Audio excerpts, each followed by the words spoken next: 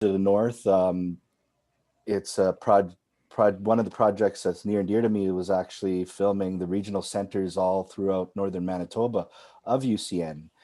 And I want to thank all the faculty and the staff and all the hard work you guys have been doing up there. A lot of family who've graduated from it, and really proud of what University College of the North has done for the North and our people. And just want to send that proper acknowledgement to you folks, and acknowledge the treaty territory you're sitting on, which is Treaty 5, I believe. And I myself am part of Treaty 4 from Duck Bay, Manitoba. And my Cree side is Cross Lake. I actually, in fact, just received my treaty yesterday. But Congratulations. Yeah. 47 years later, I'm an Indian. Actually, I've been an Indian all my life. I'm brown year round. So that's my little acknowledgement to all, and I really appreciate you having me here today. And yeah, thanks, Noreen. Yeah, and my goodness, welcome. And we are all very pleased and, like I said, honored to have you in our, in our Thank you space. so much. So thank you so much for that. So as I, began, with the quick, short narrative, because I want to give you the entire space to share from your voice, position, and so forth. Sean, can you share with us your journey into the world of filmmaking? Because within the sociological lens, against the theme is society in Manitoba, and where you are, your position and the way society is, set. Can you just share, how did you end up in filmmaking?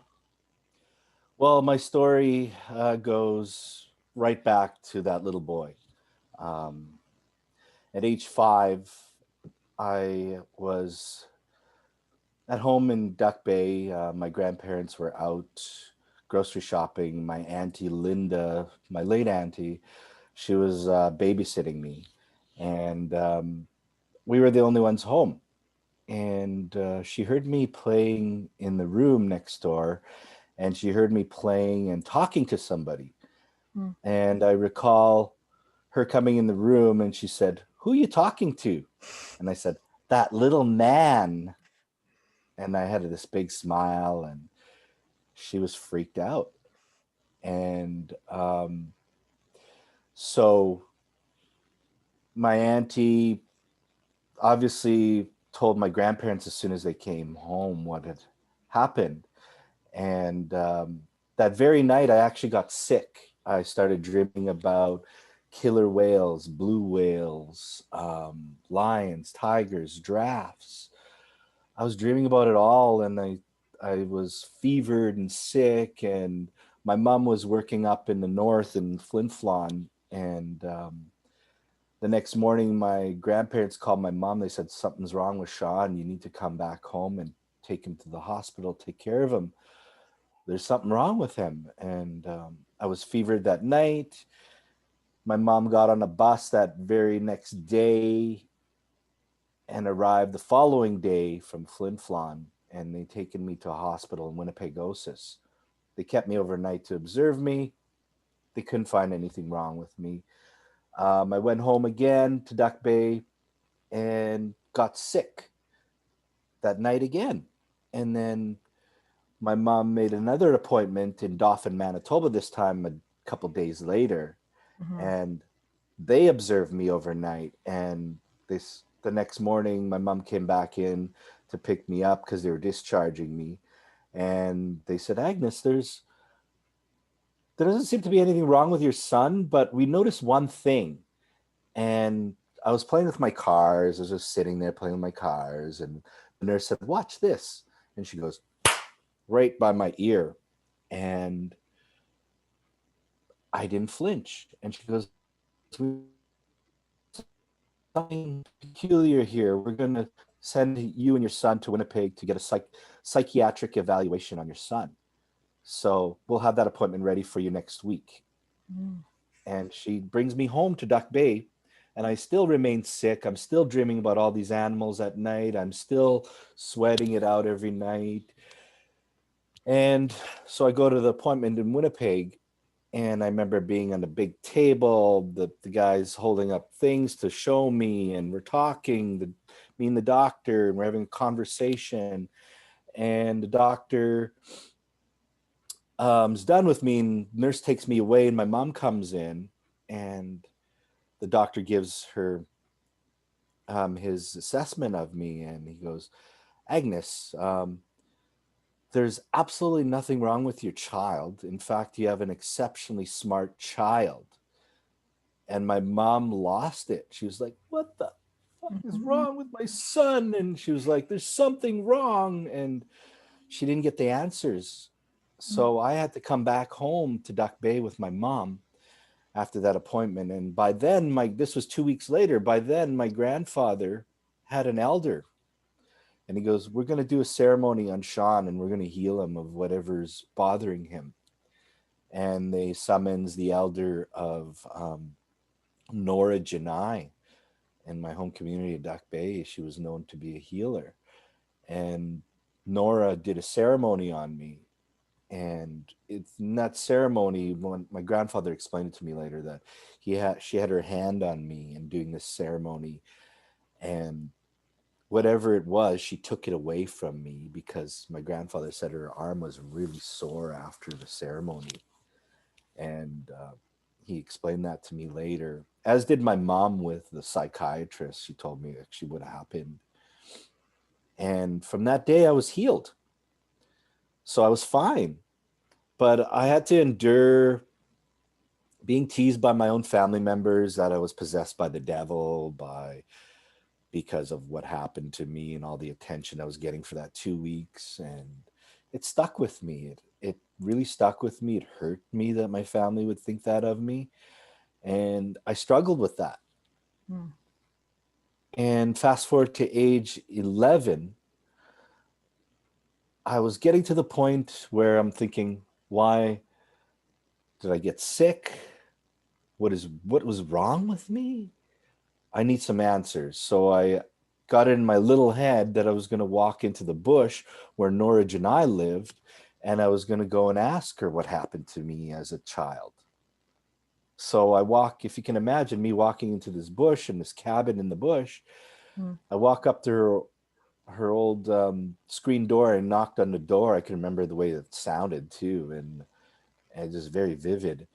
And she came to the door and she walked up to the screen. She goes, Pindiga, my boy, I've been waiting for you. And I found that kind of strange. And I walked in and she said, sit down, my boy. And she walked over to her counter and grabbed a tea towel and opened it up and pulled a piece of bannock off of it. And she went to her barrel, moved the plywood off top, and grabbed the thing and poured me some water in a cup and brought it to me. And she goes, here, have this. And right when she said that, I said, what happened to me? And I looked up to her. I said, what happened to me when I was a little boy? And she looked at me. She goes, Sean, I'm going to tell you something right now. You're special. Do not let anybody tell you any different. You're special. You were given a gift, but I had to take it away because you couldn't understand it. And one day you're going to get that gift back. Mm. And then she Wow. walked over to her counter, started working on her dishes, I believe, and she turned around and said, okay, Majan, go play. I got to clean my home. So I finished my bannock. I thanked her, and I walked out the door. And I still remember the way the screen door sounded on her old cabin. And I didn't look back. I kind of regret not looking back Mm. because she died that year. Oh. So I had to struggle with this again.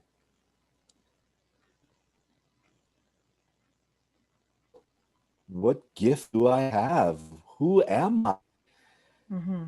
I struggled with that so long, from like age 11 all the way till I was filming in your territory, Treaty 5.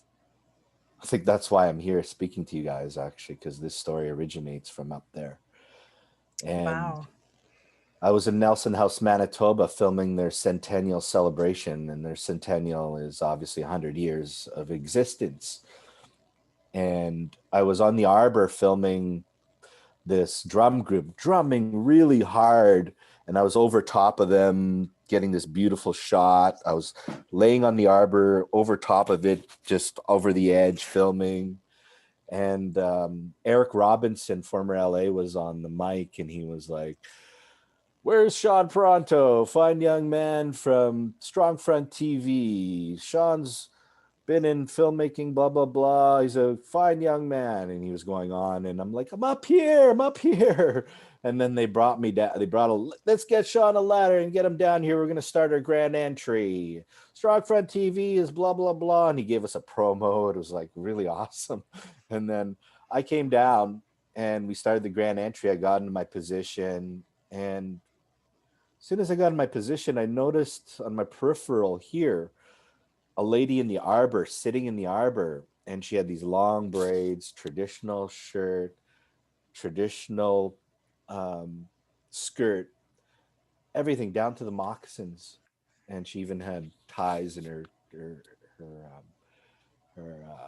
locks. And I was like, "Wow, who's this woman?" She looked at me. She'd be like,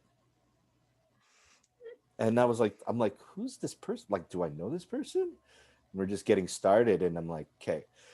So I'm filming, and then I keep seeing her on the side, and I look over. Every time I looked over, she'd be like, then I thought, okay, Mm. I'm going to wait for 5 minutes before my camera ends, and I'm going to look. And if she looks at me again, there's something going on here. And then sure enough, 5 minutes on my camera. Okay, I'm going to look over, and Ajamina. Ajamina means again in my language.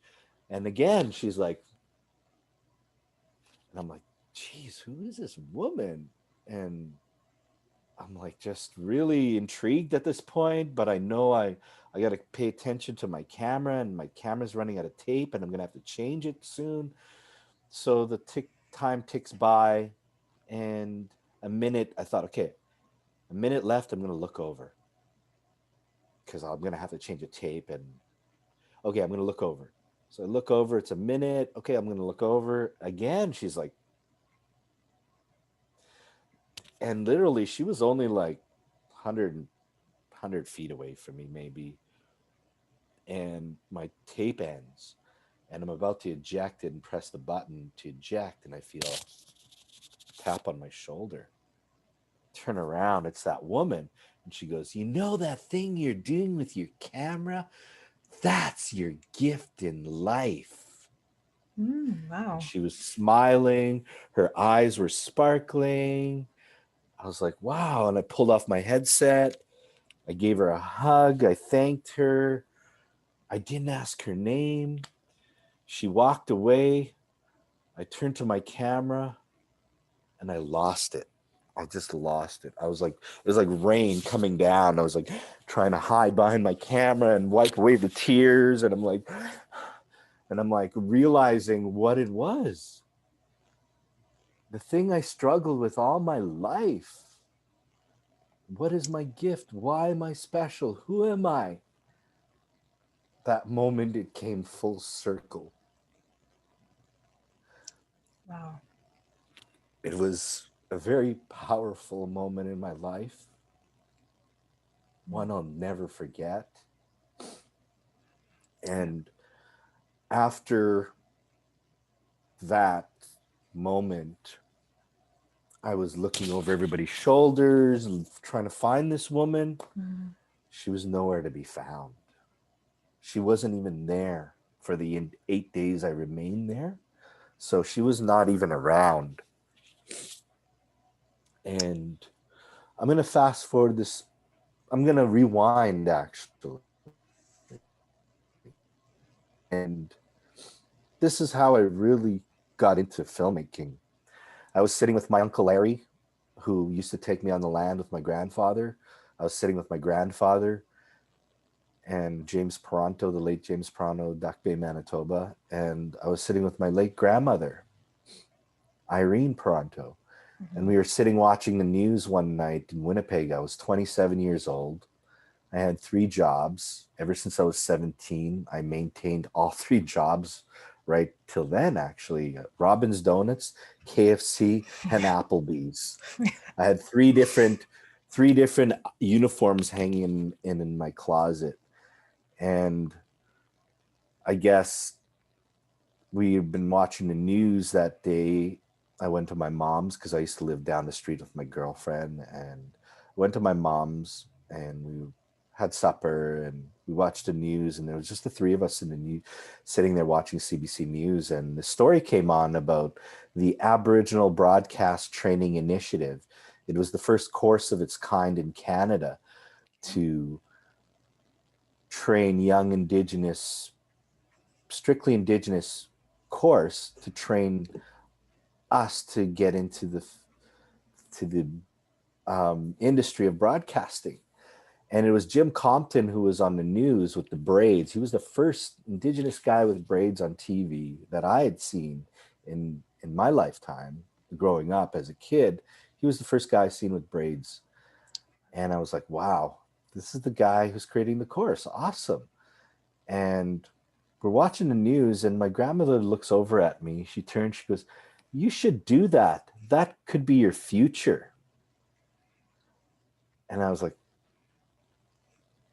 hmm. And then I look over at my grandfather, and he's like, and I look over at my uncle Larry, and Larry's like, "Yeah, you should." And I'm looking at my grandma, I'm listening to the news. News story goes away, life goes on. I am about to leave, and they're like, "Oh, can you pick us up some milk tomorrow and bring it before you go to work?" I said, "Sure, we'll have a coffee for you." I'm like, "Okay, great." And so next morning I bring the coffee with me after getting the milk and sitting at the kitchen table, and I brought the newspaper and I opened up the Winnipeg Sun. Boom, there it was. Two-page spread on the first and second page. On the second page, it was like a little subsection, how to apply to get into the course. It was a story about the Aboriginal Broadcast Training Initiative. And I looked at it and I'm like, all I could hear in my head is my grandmother's voice. "You should do that. That could be your future. You should do that. That could be your future. You should do that. That could be your future." And it was like, boom, boom, a light bulb went off in my head. And I'm like, I'm going to make my grandma proud. Yeah. I'm just I'm going going to to do begin this. sharing the Yeah. yeah, Yeah. And as you're so narrating. I told her Hmm. I was going to, I said, I'm going to make her proud. Within Hmm. 2 weeks, I was sitting in front of three individuals interviewing me, and they abruptly cut me off. They said, "Okay, we heard enough." And I put my head down thinking, this is not going to work. And I stood up and they reached their hand out. They said, "Congratulations, you're exactly what we want." Wow. And that's how I got into the broadcasting course. Within 2 weeks, I had gotten all the information from that newspaper article and did everything it told me to do. And I got accepted into the course.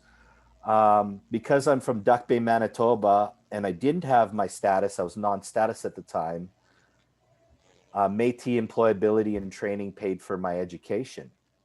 So I Mm. really owe it to the MMF a lot for that as well. And so this picture right here Hmm. was my first paying gig ever in broadcasting.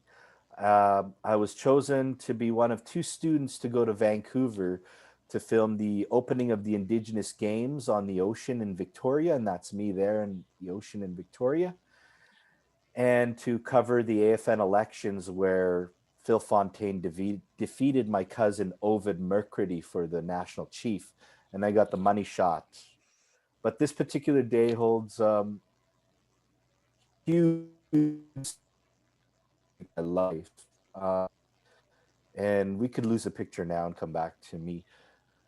In that picture, I'm actually um, on the ocean, and the day before I was to fly out to Vancouver to cover all this stuff, the AFN elections and the Indigenous Games. Well, let me just fast rewind it up 2 weeks, 3 weeks prior. I got noticed that I was one of two students chosen out of the course to be a cameraman for Jim Compton's production company, and we were going to go to Vancouver to cover the AFN and election and the Indigenous Games. And I remember my grandmother taking ill the night before, and we had to take her in to the hospital, and they kept her overnight for observation. And she had fluid in her lungs because she's diabetic. Mm. And so that next day I got the news, and I was so excited that after school in Point Douglas, we took our course at the Manitoba Indigenous Cultural Education Center on Sutherland and Euclid. It's called MICEC Okay. Cultural Center. Mm-hmm. And so I got on a bus from there and went all the way to Victoria Hospital to tell my grandmother my good news. And she was lying in bed, and she reached over and grabbed my hand, and she was like, I'm so proud of you. I'm so glad you did this. And she goes, you're going to be working your first job. That's great. And she goes, where is it? Where are you going to be going? And I said, to Vancouver. And when are you going? And I said, in a couple of weeks. And she goes, no matter what happens, you go. This is your future. Mm. And I went away home and I was so happy. My grandmother gave me her blessing and she's going to be okay. And then a couple days later, the next day, that actually was that night, she fell off the gurney and fractured her skull. Oh. And she had to stay in the hospital longer. And the day before I was to fly out, I got the call from my grandfather. She had passed away.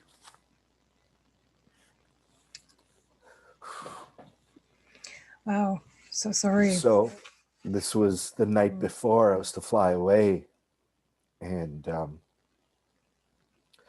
I immediately went to my table and I wrote a heartfelt letter, 3 pages. There was no spelling mistakes, word for word. They read it at her funeral while I was in Vancouver on the ocean that very day. Wow. Apparently, the church was full. It was overcrowded at her funeral. All 56 grandchildren were there except me. My uncle Larry was the one reading the 3 pages. He got to a certain point and broke down. My uncle Morris had to take over and finish reading. And there wasn't a dry eye in the church. Not one person, apparently. Everybody cried. It was such a heartfelt letter to my grandmother that even to this day, people say, oh, I remember that. I remember what you said about your grandmother. Even though I wasn't there, I was there in spirit.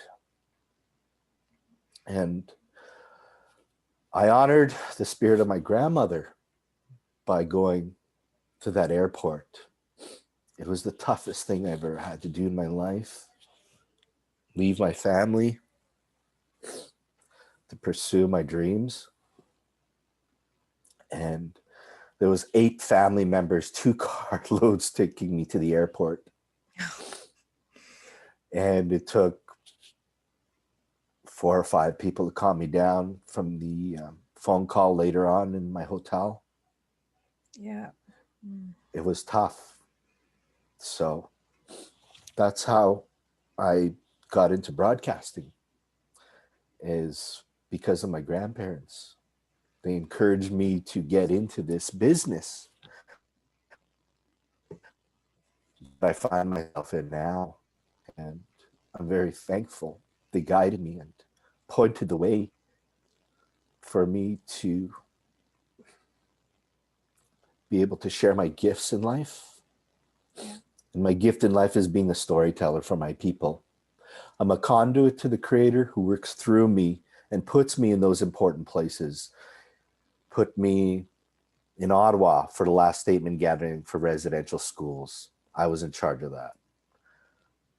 They put me at the University of Manitoba recently to do a video on racism. They put me in Ontario recently to do 6 videos on mental health. I was a part of an award-winning documentary that had 6 awards called After a Suicide, Moving Past Why. It's making a huge difference in people's lives that get to see it. Mhm. In the last 3 years, I've been a part of 12, 13 award-winning films, 3 different films that have garnered 12 awards. This is my gift in life. I also had a reoccurring dream right from, I guess it was age 11 when I struggled. Right till I was age 36, the dream disappeared. And it led me to my identity, actually. When I was a young boy at age 11, I'd always have this dream once a year. I'd be standing in front of this huge window, those old pane windows. It was a fairly big window overlooking the front of our yard. And it was a horse drawn carriage road with 2 lines and grass in the middle. And it led straight out of our yard. And there was these fence posts blocking the entrance to our yard. And there was bush on both sides of the yard, outside the yard. And the road kind of just disappeared off around a corner. And in this dream, I'm standing there as a young boy. I'm probably about 5 years old, right when I'm the age when I saw that, when I said, "Who are you talking to?" "That little man." Well, that little man was little people. I saw little people at age 5. Mm. And Okay. I was age 5 in this dream, this reoccurring dream, and I'm looking out the window. And out of the left side of the bush, beyond the fence, walks out of the bush a Sasquatch. And he walks all the way straight to the fence. And as soon as he hits the fence, I always wake up. Mm. Happens to me once a year, right from age 11 till I was 36. And the reason why the dream went away is when that lady told me, "You know that thing you're doing with your camera? That's your gift in life." Because that was my identity, walking the path of my journey to me, waiting for me, and reminding me that you have a spirituality here you need to connect to. And I'm going to remind you every year that I'm here for you. Mm. And that's what that reoccurring dream was all about. And so that led me to my identity and who I am. And along the way, I've also never really took ceremony. Even though I appear ceremonial like with my traditional ribbon shirt, I actually had a ribbon shirt prior to this and it had the same colors. Imagine that, the same colors. I was in Brandon, Manitoba filming, and this woman says, "Hey, I got a ribbon shirt. You would fit it perfectly." I'm like, "Cool. What color is it?" She's like, "Red. Come and see me later. I'll get you to try it on." I was like, "Great." So I went, tried on, and it fit me perfect. I was like, "Wow, this is nice." Mm. And little did I know that you need to go through ceremony to get your colors, to get your Indian name, your spirit guides, and your clan. But on a whim, I just bought this ribbon shirt, and the ribbon shirt ended up being the colors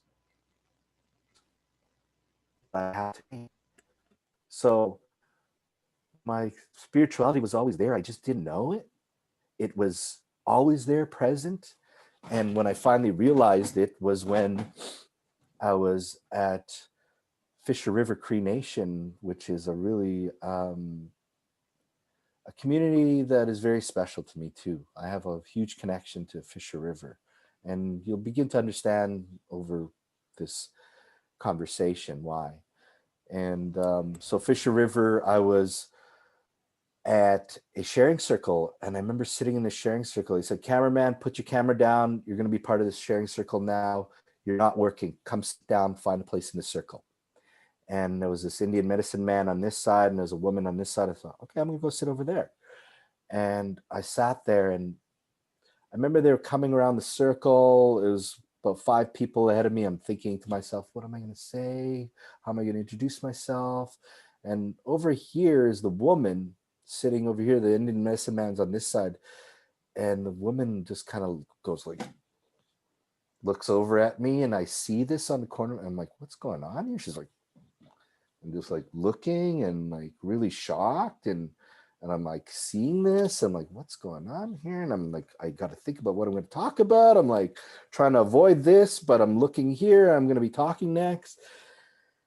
And then I said my thing, and we finished the ceremony. I'm sitting down, eating my meal. And the woman walks up, and she has a paper, and she throws it on the table. She goes, "That's your Indian name. That's your clan. Those are your colors." And I'm like looking up at her, and she goes, "You know, when we were sitting there in the sharing circle, and I noticed something, and I kind of noticed you noticing me." And I'm like kind of feeling awkward. I'm like, "Yeah." And she's like, "Well, my dad was standing over your shoulder while you were talking, and he came to give me your Indian name, your colors, your spirit guides, and your clan." And she goes, "And my dad's been dead for 9 years." So when we tap into our culture and our spirituality, generally we go to the powwow, we go to ceremonies, we go to things, we go to this, we go to that. It's a it accumulates, right, over time. For me, it was different. I remember being in Ontario several months later and telling them I had to go to a lunch meeting, and they're doing the strawberry teaching. There was an elder there, and the film crew came in, and we sat down, and they said, "Okay, go to this teaching, go have a seat, and go enjoy some food and introduce yourselves and tell them who you are." And I ended up telling them who I was, my Indian name and everything. And then I said, "Me and by the way, I never received any of this through ceremony. It was in a sharing circle." And the woman goes, "Ha, did you know that sharing circle you were in is ceremony?" I'm like, Wow. "Wow, you're right." And I'm like, and then she goes, "As well, Sean, you know why you didn't need ceremony, Sean? Because you are ceremony." Whoa. Powerful. Wow. That is, wow. Head to toe, head to toe. I had this huge wave hit me when she said that. And it occurred to me again, I'm being guided through my gifts in life, why I'm special. And my Indian name is Flocks with Eagles. My clan is the Red Hawk, who also flocks with eagles. Wow. My spirit guide is the Sabe, who represents honesty, and my camera captures honesty. The wolf, I'm a lone wolf. You'll see my posts. I'm bitching and complaining about everything because I'm an activist and I Mhm. stand up for everything I believe in. Mm. And it's true. Everything that led me to where I am today is because of my identity and who I am. And yeah, I didn't need. I'm walking in a good way now. I'm walking in a path that I need to walk. That path the Sasquatch walked to me, now I'm walking towards that path. I'm not watching it come to me. I'm actually walking that path now. And I'm so proud of the things that I'm able to accomplish through the gifts that has been given to me and bestowed to me by the Creator who works through me. I'm a conduit to the Creator who works through me for my people, for the betterment of my people, so we can rise up and tell the stories and the ways of our ancestors. And they use me to get that work done. And that's my purpose in life. And that's why I was gifted with this. That's why I got sick. And can you tell me who that woman in the arbor was who gave me my gift to tell me, you know, that thing you're doing, that's your gift in life? Can somebody tell me who that was? Anyone? Well, that was the elder who healed me. She came back in spirit form. She was the one in that arbor nodding at me. She was the one that tapped me on the shoulder. She was the one that wasn't there for 8 days afterwards. I never saw her after she hugged me and walked away. Oh, wow. She was the one that came back. Remember, one day you're going to get that gift back, my boy. She came back and gave it to me in the spirit form. And that's how I know who I am, where I'm going, and where I come from. And that's really what drives me, what's inside here. Walking in a good way is what I use with my Red Roots Productions. I'm here to walk with you in a good way. Mm-hmm. And I find that these days, I want to work with people who value me and value what I bring and value the work that I do, because it has so much meaning if we can have that connection. And that's why I'm on all these different projects, because we need these stories told. Cancer patient stories, residential school Yep. stories, missing and murdered. I was on the Taken crew, season 4 on Missing and Murdered. Um, Diabetes. We're collaborating with some health officials right now, and we're going to be doing a documentary on diabetes. Um, you know, the Creator works really quick with me. I was filming my dad's cancer patient story and my Auntie Luella's story. And I came home to my partner, Elisa, and I said, you know, it's fine and good. It was a Friday. It's fine and good. I come home and I've done these things, but I wish I could do something on diabetes, because my grandmother died of diabetes and I wasn't able to do anything for her. I get to my work at Strongfront Monday morning at 9 o'clock. The phone rings and it's a client from Quebec. Hey, Sean, we want to tell you right now that you got the job. And I'm like, what? Yeah, you got the job. We want to hire you because you did such a great job on a video years ago we did with you. We want to hire you and we want you to go and film a profile for us. And it's actually somebody you know in Dauphin, Manitoba. Her name is Rainbow Patricia Flett. And you're going to be filming her role model story as a person living with diabetes. I'm like, what? Is this real? Right. Yeah. And Wow. I'm like, This is a joke. okay. Yeah. Yeah. Yeah. And then, and then another time I'm at Strongfront TV. This is a Friday. Mm-hmm. Um, my stepson's best friend committed suicide, and I posted about it.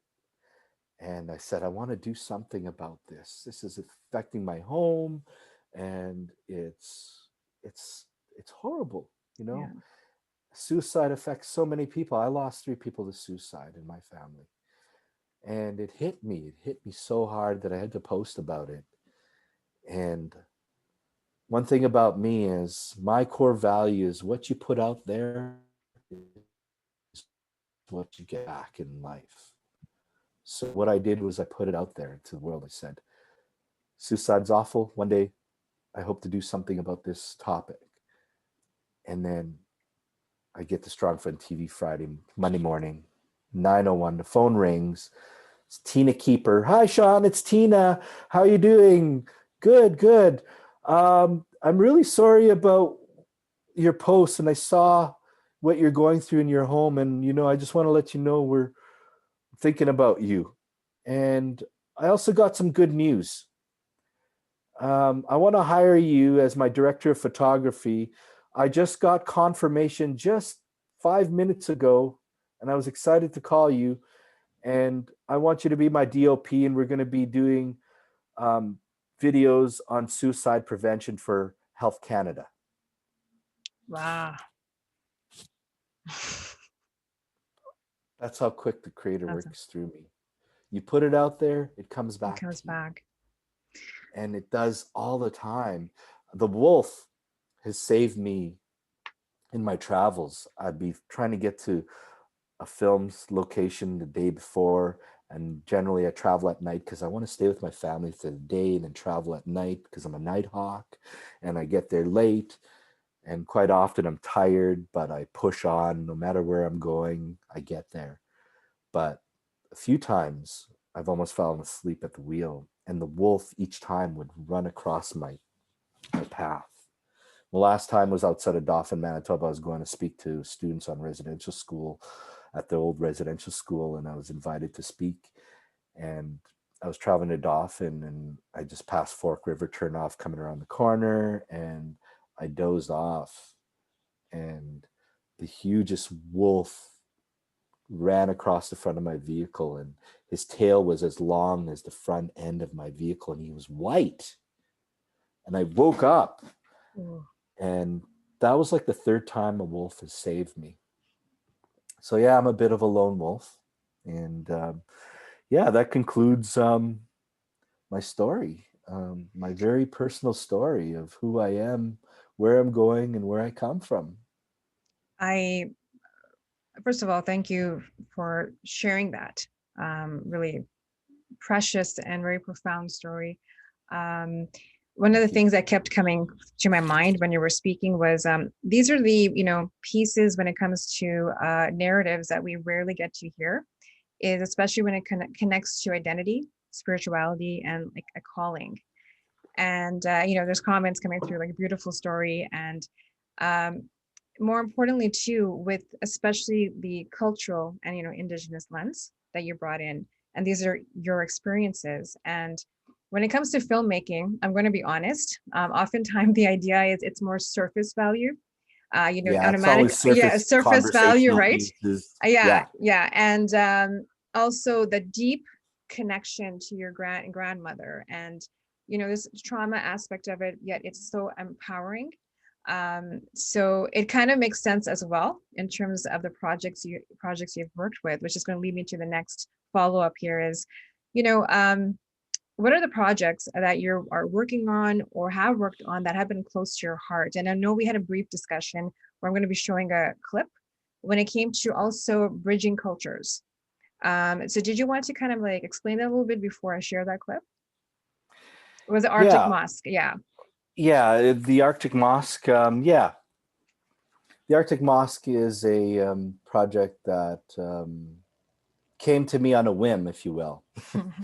um, I was at Strongfront TV. We got a call end of day on a Friday, I believe, and they said tonight we're interested to know if you can show up and film this mosque. It's leaving Star Builders on Lajimodier, and they're going to go park it on the edge of the perimeter. Then it's going to leave 9 a.m. the next day to go where it's being shipped.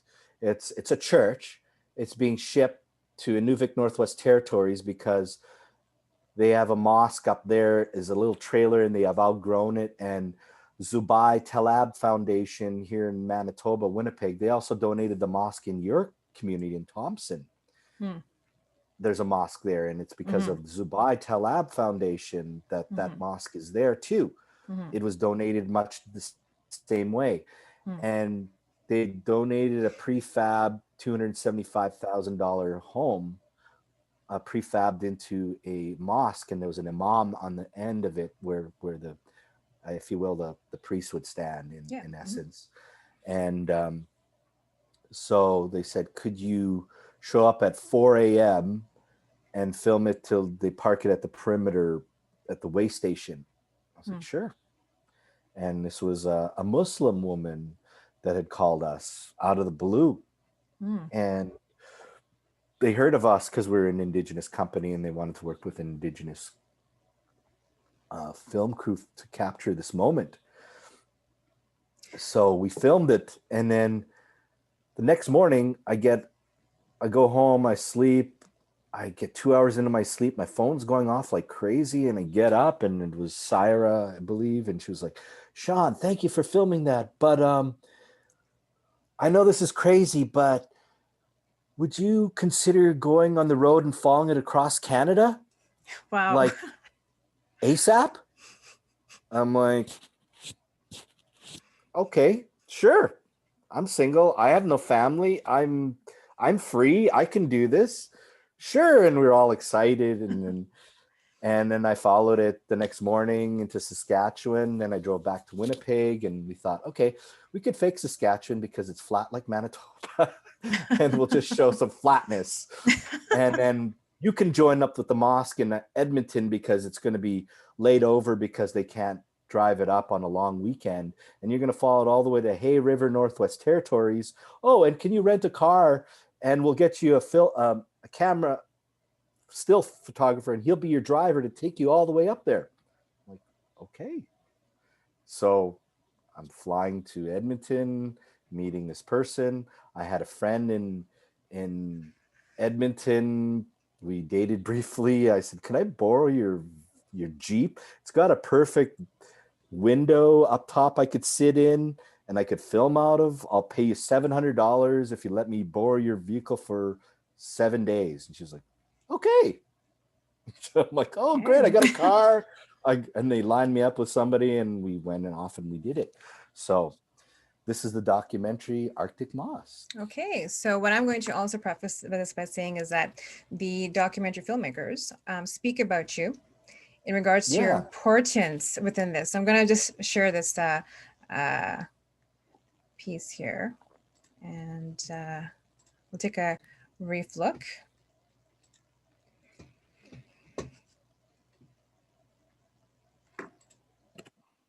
Syra Rahman, and this is my sister Nilüfer Rahman. We're working on our first feature documentary film called Arctic Mosque. It's a remarkable story about a little mosque that was built in Winnipeg and shipped 4,000 kilometers across Canada by road and river to the small Arctic town of Inuvik, Northwest Territories. Inuvik is a vibrant, prosperous, and quite diverse municipality of 3,500 people, where everyone we talk to says it's like living with a big family. It is home to some of the oldest cultures in the world, the Inuvialuit and the Gwich'in First Nations. Hamid is a Muslim who immigrated to Inuvik from the Sudan, going from plus 40-degree desert heat to the minus 40-degree cold of the Arctic desert. "I love it here," he told us. Really? He loves the land, and he said that he especially enjoys learning from the Inuvialuit and Gwich'in elders, his adopted grandmothers, or nanaks and jujuts as he calls them. Hamid formed a deep connection with them because they remind him of the family-oriented culture he left behind in the Sudan. It can I be miss that tricky guy. making people feel comfortable in front of the camera. The 80 to 100 Muslims in town were easy to relate to for Nil and me since we shared the same faith. But it was at times more challenging to interview some of their neighbors. Rana is one of the Muslims we interviewed. I remember asking her classmates if they would allow us to film them. They hesitated. In steps Sean Parenteau, our cameraman of Strongfront AV Productions, who, like a lot of cameramen, can be intimidating with his big Sony camera and shotgun mic ready to shoot anything that moves. "I've had an amazing journey following the mosque, and I'm learning a lot about Muslims and their culture," He announced. "Aren't you Muslim too?" They asked. "No, I'm Ojibwe Cree." He said with pride. "Really? They smiled with delight. If you're part of this project, we agree to be filmed." And it was as simple as that. They felt comfortable with Sean. Sure, he's an easygoing, likable guy, but it was obvious that it was their shared Aboriginal heritage that put them at ease. Sean helped us to make a connection, and although he said he learned a lot about our faith and community, the exchange was mutual. We feel enriched by knowing him and the cultures and people he connected us with. On our journey towards building love between people and communities, we need to begin by building many, many smaller bridges like this one. So Sean, that's pretty incredible in terms of that particular experience. Did you want to just touch on it a little bit more before we move on? Yeah. Neil had called me 2 days before and saying, "Hey, you're going to be part of a discussion we're having on our film Arctic Mosque, and we want you to join us." And unfortunately, I couldn't join them, and I was on a shoot at that time, and I graciously declined. But they had shared this video with me, and I'm very proud of it. Yeah, a lot that goes into this is, making those connections with people. And I firmly believe it's my identity that allows me to do that. Mm-hmm. I quite often get the money shot. Quite often when I interview people, the directors I work with trust me so much that they let me ask the last questions. They'll turn to me and ask me, "Is there anything else you want to ask?" Mm-hmm. So that's where we get the gold. That's where we get all the good clips. All the great. And this is the stuff that I learn and sticks with me, and why I'm so passionate about it, and why I speak with such conviction. And even racism can't penetrate me. Right. That's how powerful I feel when it comes to the ways of our people and who we are and what we are. So I feel very strongly about my identity, and I'm very proud of the fact that I was able to bridge the gap. And in fact, in the film itself, one of the best part of the films is when they're all smiling and laughing in class. It was just so uplifting. Their joy actually seeped into the TV, and you could feel it. Right. When you're watching it. And that's how impactful it was. And it just simply was just by introducing myself and trusting in my gifts and my talents in life, that will take me there, right? And man, did it ever take me there. Yeah. That's sorry, go ahead. I lost you guys here. There we go. Zoom. Sorry. I'm just not seeing you guys, but I'll just leave it as is right now because I know you guys can see me. Yeah. I just wish I could see you guys. For some reason, I'm not too familiar with Zoom. Right. So I'm just trying to navigate here and get you back on the screen, but I can't seem to find you. Okay, I'm just trying to.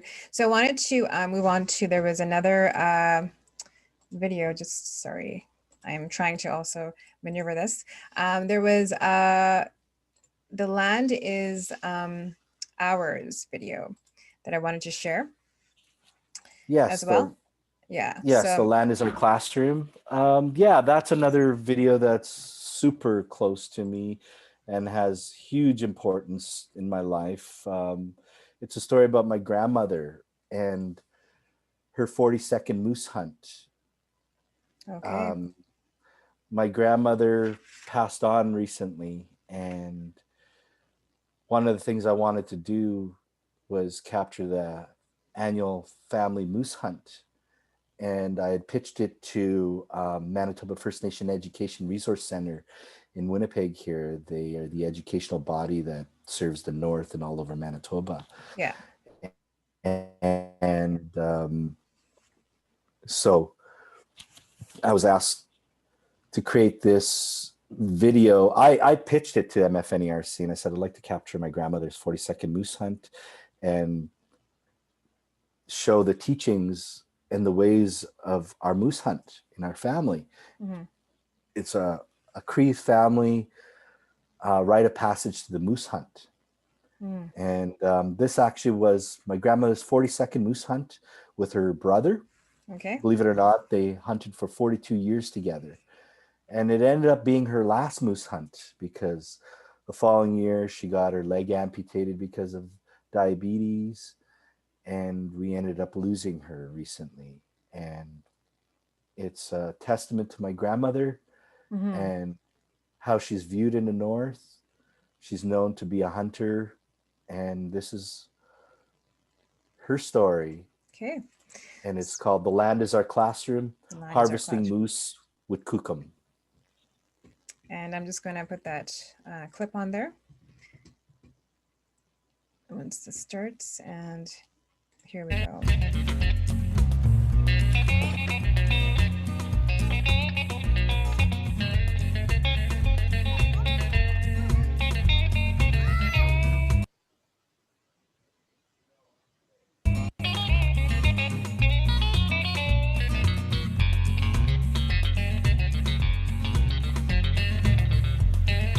Thank you, hon. Sorry. They're just playing.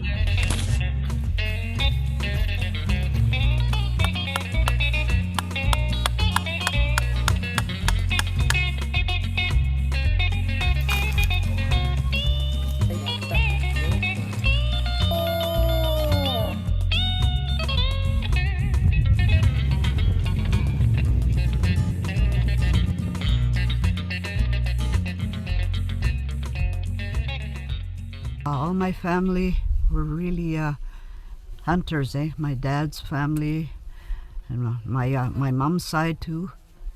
The Parenteaus, the Nabises.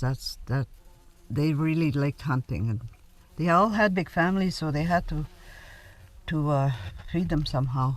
The tradition of going out and getting a moose and supporting your family, providing for your family and your families, the harvesting of the fish and the duck hunts. Since I moved to Cormorant, that's what I look forward to every fall, just to go out there and be out there I just can't see the video. with my brother. Yeah. Hello, everybody. I'm home.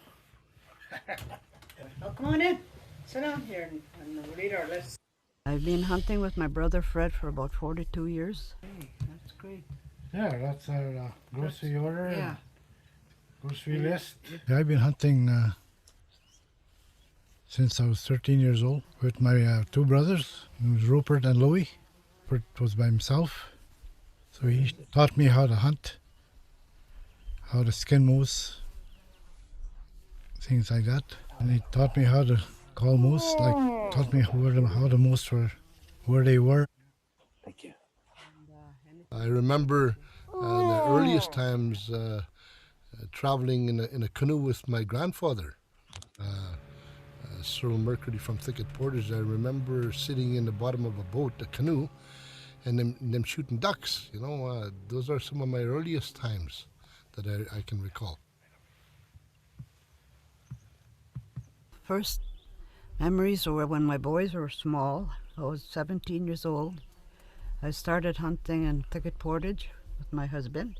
And when people come to see Mum in Cormorant or whatever, they say, "Oh, Gladys, here, Gladys, I hear there's no more moose in Cormorant because I hear you are shooting them all yourself." So, I mean, she's a very well-known person up north here. She's 78 years old. She's been telling me now for 10 years, "It was the last day, that's the last year, son, last year." Yeah, how many more years, Ma? If I have a chance, okay, let me shoot it. Yeah, I'll let you shoot it. When my dad was alive, he used to take the families out, like I said, by boat. And there was no other way. They had to paddle too, to go and try and get their fish and moose meat or whatever, so they can have it for their kids for the winter. You'd go down the river system and you'd see camps all over, you know. Like you go down around this corner here and there was somebody camped over there. You go around that corner where somebody camped over there. Most of the people in Cormorant had ice houses because there was no freezers. So they had ice houses and sawdust, and that's where they kept their meat and their ducks or their fish. It was very hard times then for big families. It's in the blood, really, because all my family, they're all hunters. All my children, all my uncles and all the relatives, in fact. I'm 78 years old, and I still plan on going out on a moose hunt, even though I'm not too much help out there, but I just love being out there. We go to Moose Lake because Moose Lake is a grade A lake, meaning that it's the fish in that lake is the best fish around that you could have. We usually go to the same bay that my brother Fred always hunted at. So we named it Fred's Bay. I've killed about 15 moose in Fred's Bay, and it's been good to me ever since. You stay away from the shore and the moose can't smell you because it's a really deep bay. And then when they come, they just come towards you, that's it. Moose come in from all directions, not only one spot. They can hear me whenever I'm calling, and they come in. And they come right exactly where I am. You can see a long ways, you can see the moose coming without them seeing you or hearing you. Liam, as a hunter, obviously scouted that area well.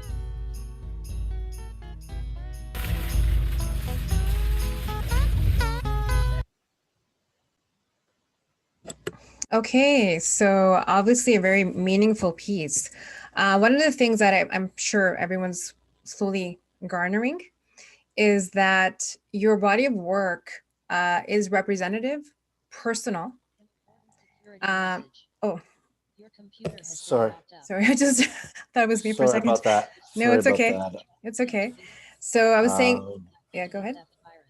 This is not cool. No, it seems Sorry like about you. this. No worries. Sometimes I get these little Little weird things like pop-ups. that. Yeah. All Yeah, no, good. I was saying that your body of work already have just shown two pieces, and one of the things with your work it's got a personal detail, but more importantly, again, your personal lens, private sphere. This is your family, but more importantly, showcasing or offering experience or insight when it comes to the land, when it comes to the culture, and I want you just to go further and bring your award-winning documentary, The Last Ride, I believe, and share that as well. Did you want to speak a little bit about that, the process Yeah, before I share? Yeah. for sure. Yeah. Just one last thing about the art, about my grandmother's video. Yeah. She got to actually see the film, and I got to go up to Cormorant and spend 2 weeks with her prior to her passing away. And I actually spent the entire day with her, cooked her 3 meals, breakfast, lunch, and dinner, drove her over to my cousin Mel's place, and we watched The Land as Our Classroom Harvesting Moose with Kukum. And she was so proud and so happy. And I'm just so thankful I was able to do this for my grandmother. And it's a testament to our family and the hunting and the traditions that we carry on. And I plan to do more hunting videos, and I can't wait to do that. And moving right along onto the next film is called The Last Ride. And it was a very close friend of mine, Errol Ranville of the Seaweed Band. I've known Errol and his band for about 24 years now. And I filmed all their promotional material over the years. I went to New York and shot a music video out there because of Errol. And I've shot a lot of their online videos and so forth. And you can see a lot of stuff on YouTube. So The Last Ride was about Errol Ranville losing his wife in a horrific Manitoba, and there was these kids that hit him drunk driving, and 5 people died in the accident. Errol survived only because his brother pulled him out of the wreckage through the passenger side of his vehicle. I mean, the driver's side of his vehicle, because he was a driver. Mhm. And when he came to, he realized it was his brother who pulled him out of the wreckage, but his brother was dead for 9 years already. So it's a very powerful film.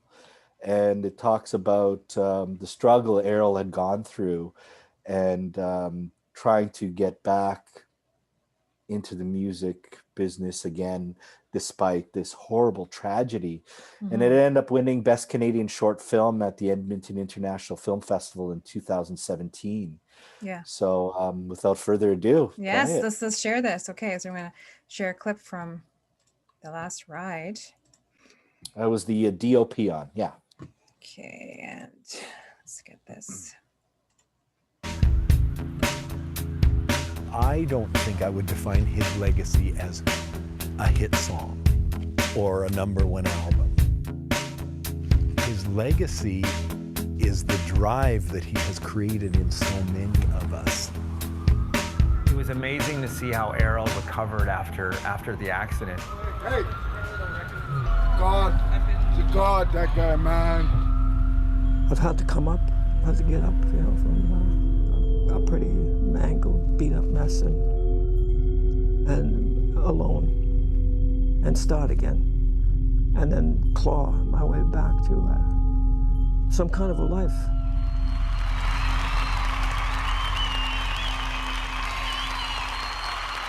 Please welcome Mr. Errol Randall and the Seaweed Band.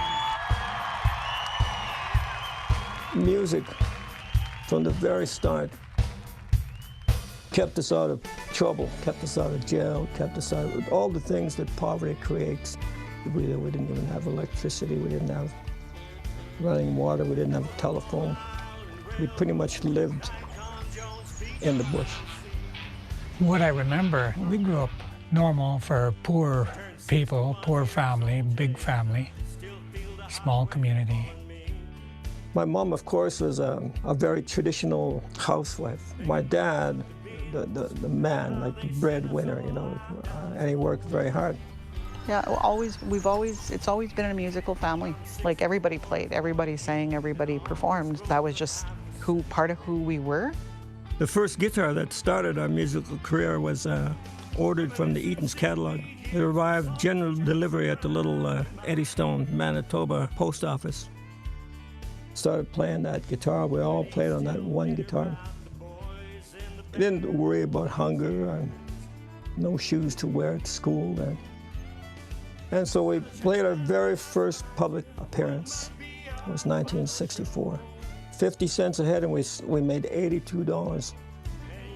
I couldn't believe it. We brought that money home, put it all on the kitchen table there in our little shack in the bush.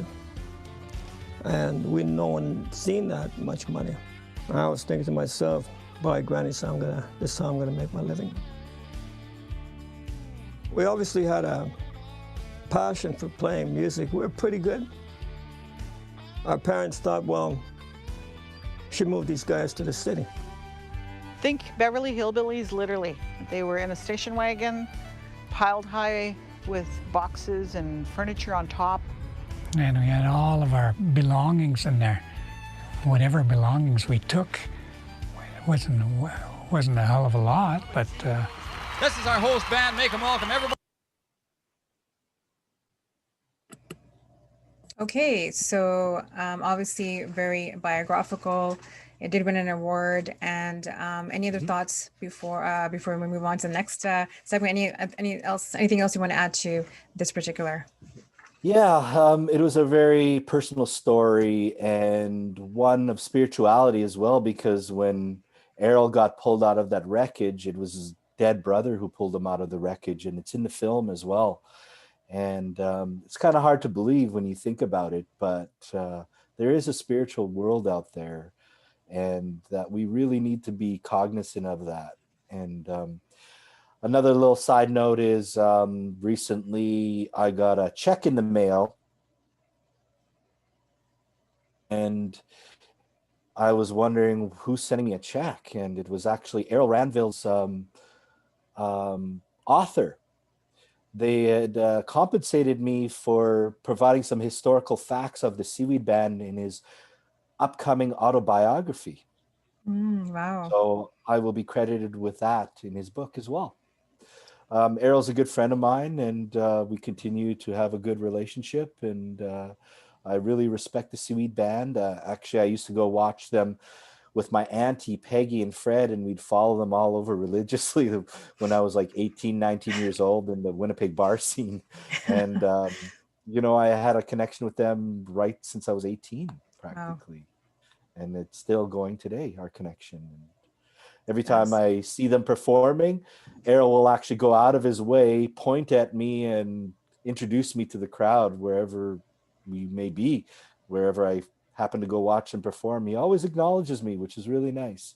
Feel really special about that because we have a really good connection and really good friendship. Wow. That's incredible. Obviously, it's very, you know, what's a serendipity kind of formation that's going on with your journey.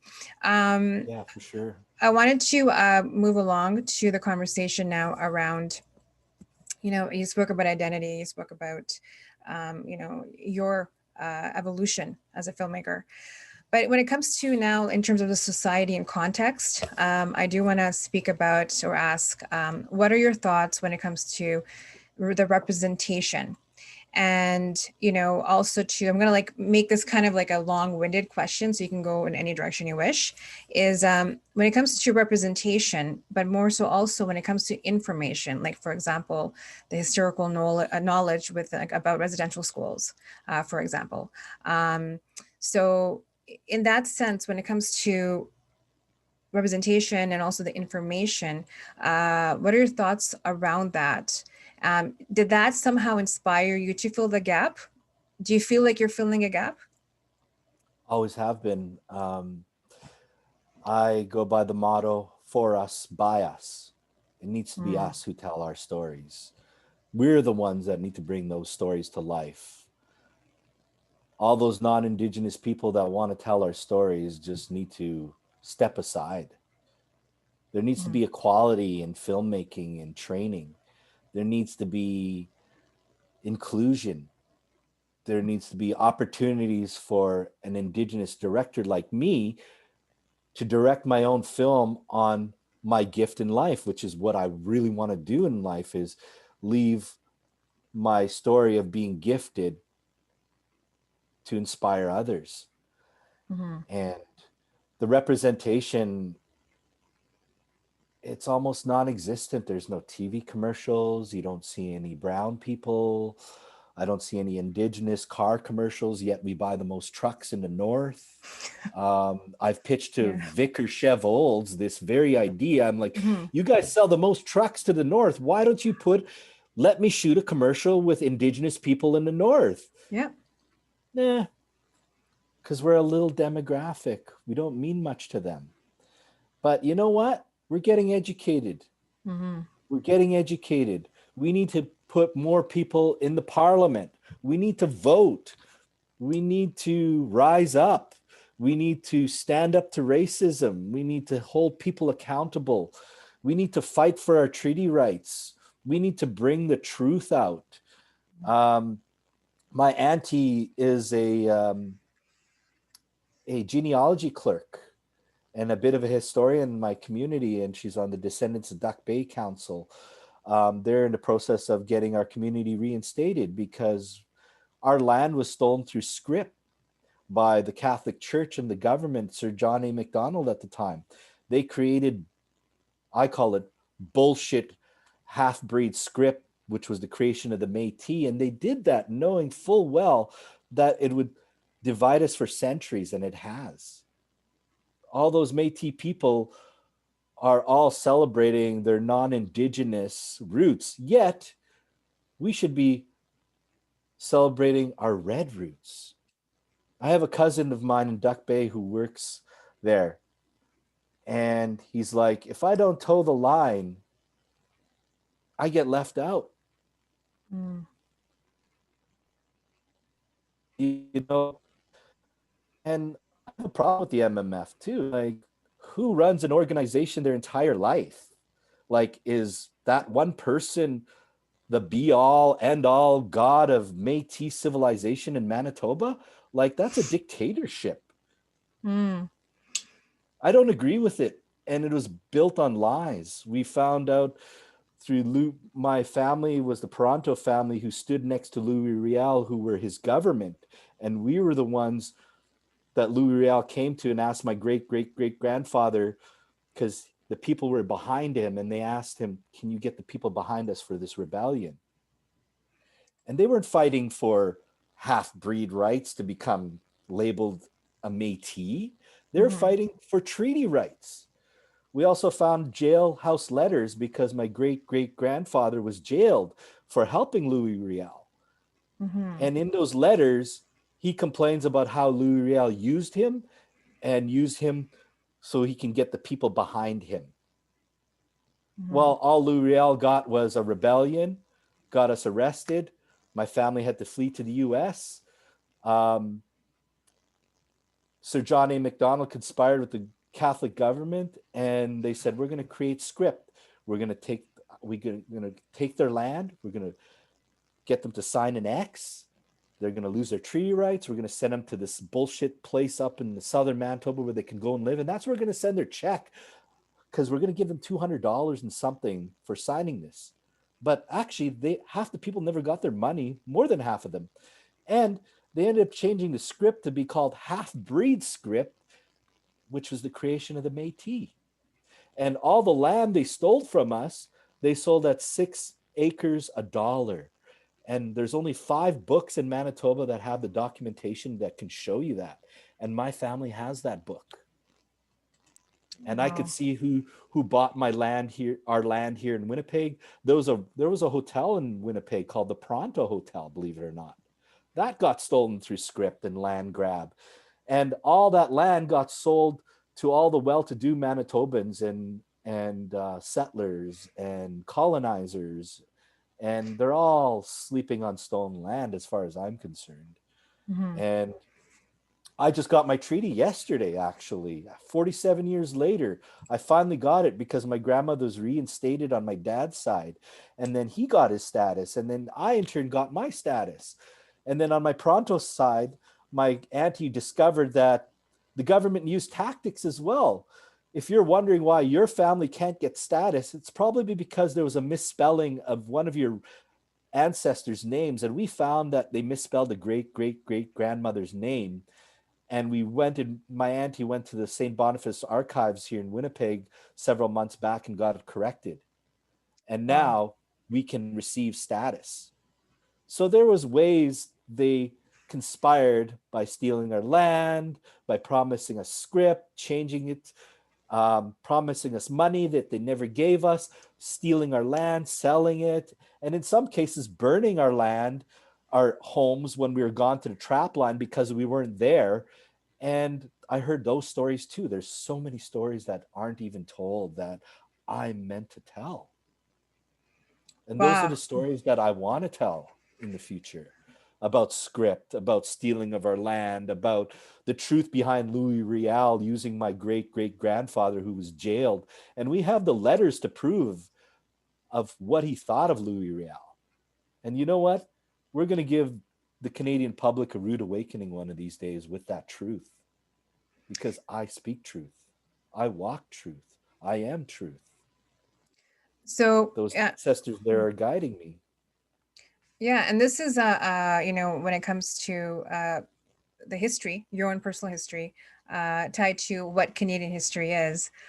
This is why it's so important for, as you mentioned, your own voices from the inside group, and also the access. I'm just going to go back a little bit when it came to your personal journey, and it's going to tie into another upcoming question. But the fact that you had, the spiritual guidance essentially coming to you through your life story, but also too in terms of the time. And I'm going to actually just jump ahead a little bit in one of the questions, is when it comes to your generation that you're born into, Sean, do you think that that impacted your opportunities? Because when it comes to the space you're embodying, hugely. Mm-hmm.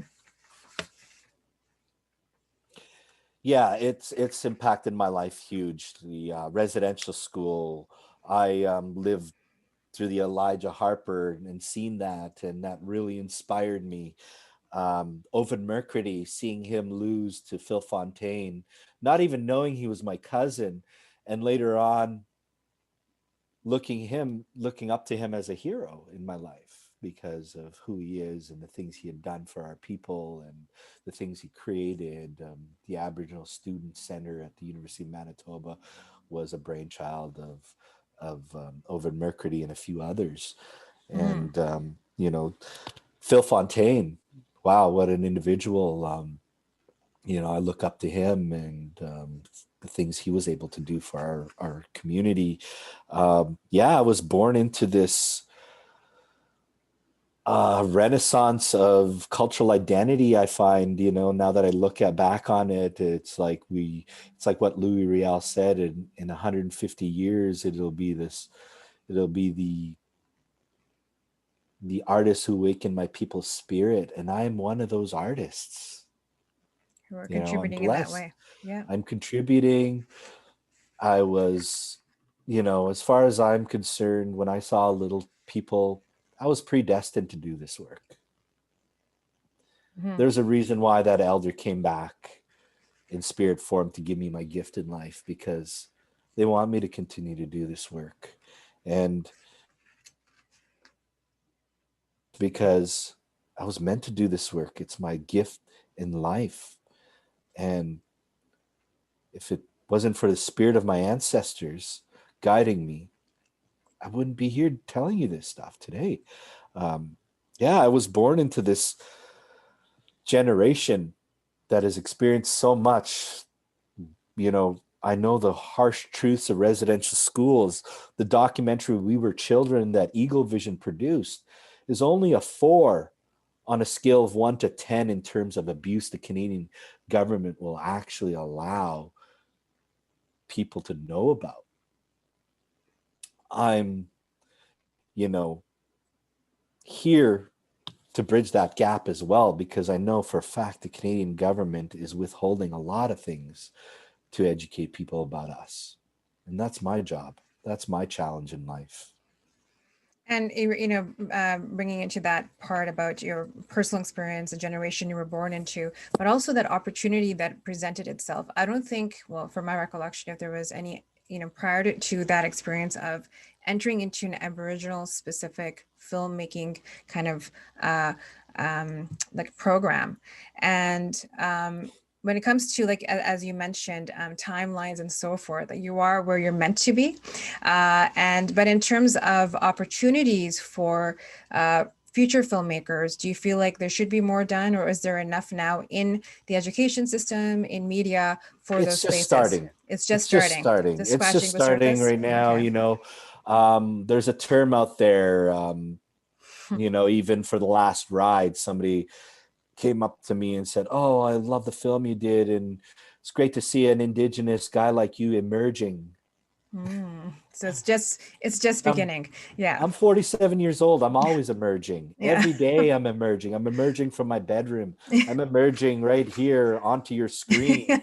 My whole life is emerging. It's emerging. It's one emerging situation after another. Well, I guess it goes to identity and emerging, because with your identity, you will be continuously emerging, because the space still has to be filled. Exactly. So that's just, that's pretty incredible. I mean, what the work you have done and to the point, you have come has been, a great feat, I'm sure. My story is just starting too with my business, and we're going to talk about that too and later on. But yeah. So I'm just going to pause here for a 10-minute break. Okay. And Sean, at this point, I'm going to check to see what you can see on your screen. So everyone will come back in 10 minutes. So if everyone can come back actually 9 minutes, 10:50, that would be great. Thank you, everyone, for staying tuned. Yes. All right. Welcome back, everyone. Okay. Yeah. So, all right. So you spoke about your, various experiences, and also to the position of, Indigenous representation within media. Can you share, because I know this is a specific story there and an important project, all of them are, I know, in different various ways, but your experience with the Taken crew in Thunder Bay. Can you share a little bit about that? I'm going to throw up the PowerPoint slide as well as you narrate your, thoughts around this. Yeah, I was contacted by Lisa Meaches and asked if I'd be available to work on season 4 of Taken on Missing and Murdered as a camera operator. And in this picture, actually, this is the day we were in Thunder Bay. That morning, we actually flew in a helicopter to film some B-roll for the series Taken.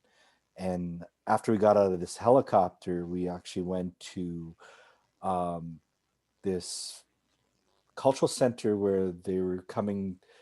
There was a big announcement of the independent body that was actually investigating the Thunder Bay police force.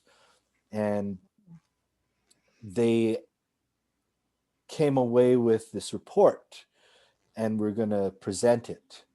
And the room, my God, you could feel the tension in the room.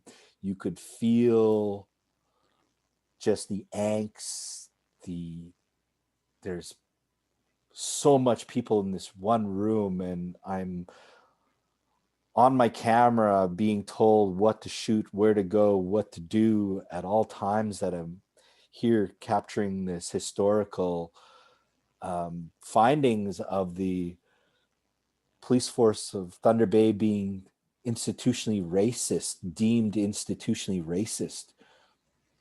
It was so powerful that I actually cried while I was filming for a good part of that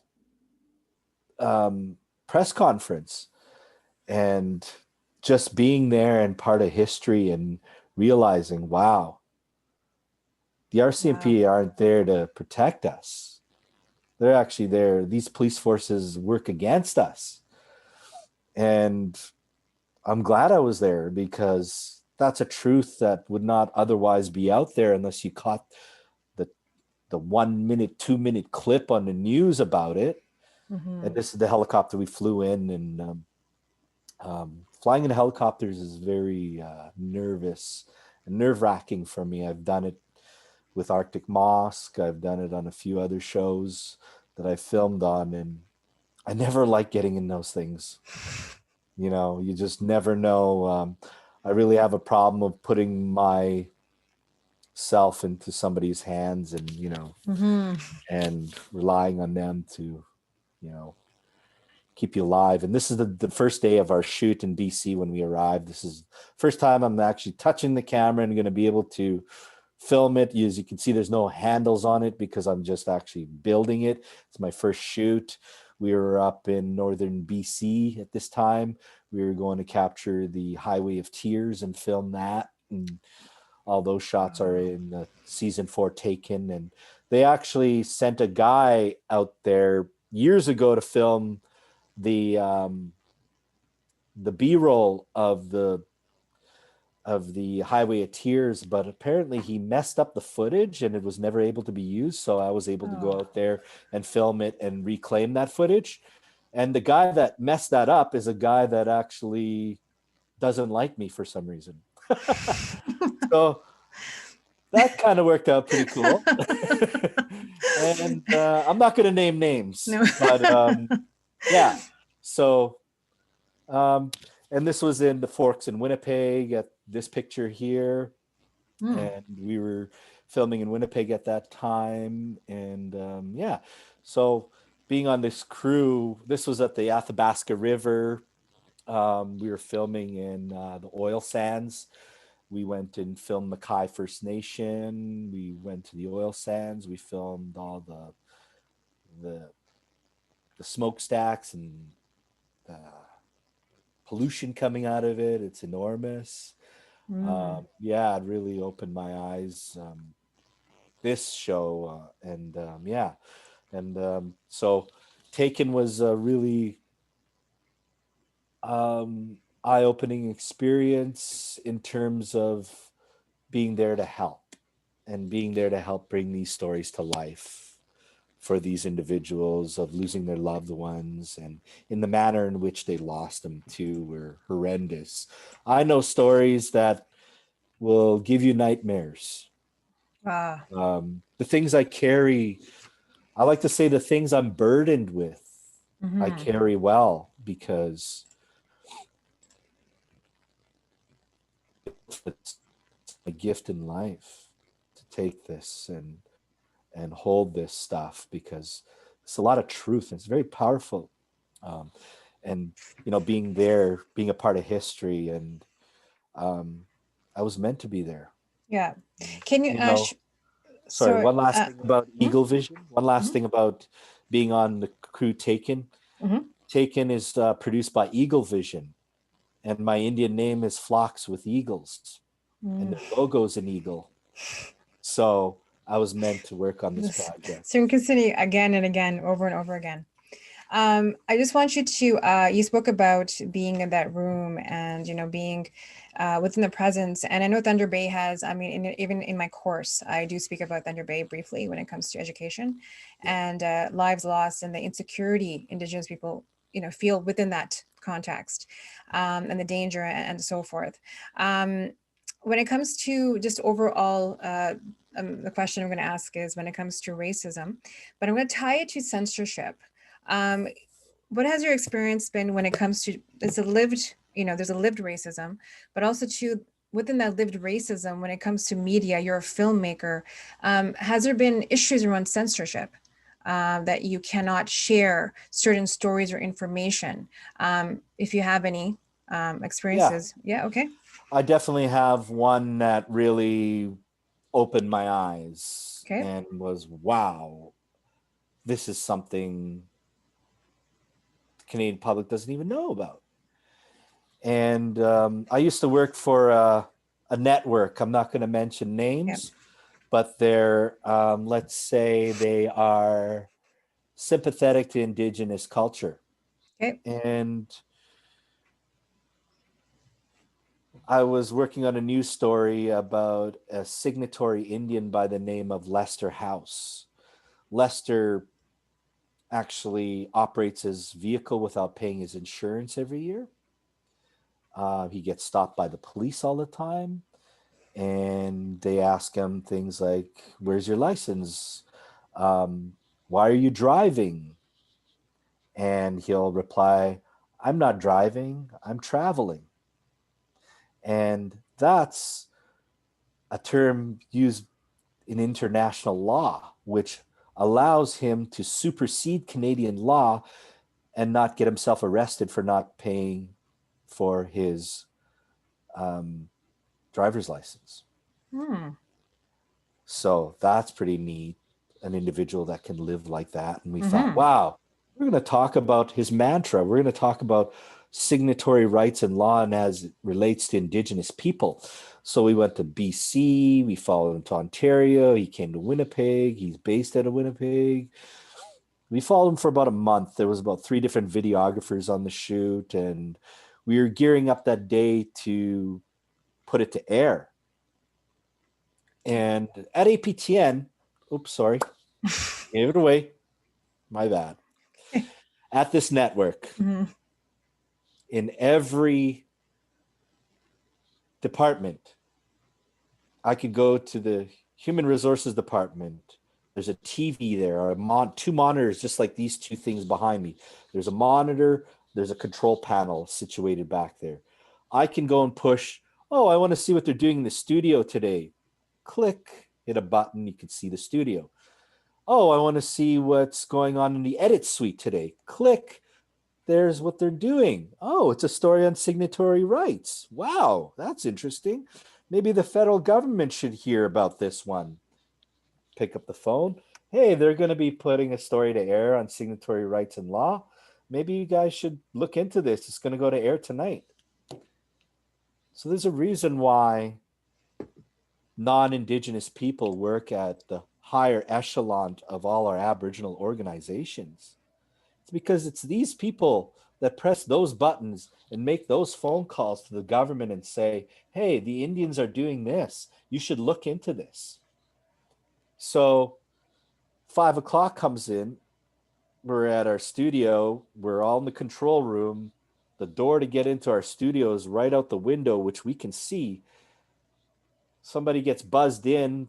Our news director walks up and meets him, and they walk off to the newsroom and they go into the edit suite. And the guy proceeds to tell our news director, I understand you're doing a story on Lester House, Signatory Indian. We'd like to see the video before it goes to air, your story. And they purposely came at 5 o'clock because we went to air at 5:30. And he watched the video. It was like 5-10 minute expose on signatory rights and law. We were going to do a 3-parter starting this Friday, next Friday, and then the following Friday kind of thing. And the lawyer ended up, he introduced himself to Bruce, our news director, and said, I'm representing the federal government. I'm here I want to see the story. And he goes to watch a news story. And he turns to Bruce later and goes, if you put that to air, we will shut you down. Wow. So he was freaking out, needless to say, after he left. And we were like, what was that all about? We have to cut the story and we got to fill something. I got to run. And he was like scrambling to find something to fill the 10 minutes. So we actually had to pull an old news story and plug it in there and rebroadcast something else we already did, because a lawyer representing the federal government came in and said, we can't air that, otherwise they'll shut us down. So there's a lot of things the federal government does not want the Canadian public to know. Just like Indian residential schools, We Were Children documentary, a 4 out of 10 in terms of abuse. They don't want to tell the true abuse. They don't want to tell the true horrors they inflicted on my people. So And they will censor you. They will shut you down. They will threaten you. And there are people, that's why those non-Indigenous people work at every organization, because they're the whistleblowers to the government. And they're the ones that are getting that cushy job and in line with the government to keep an eye on us. Because we are the people who they committed genocide on. And why are they going to admit to genocide? They're still doing it to us.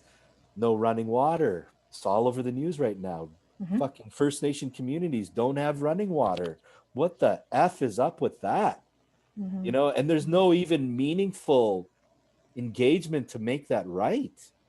It's like people talking, we need this, we need this. Where's the politicians saying, we're working on this, we're going to do this for you guys?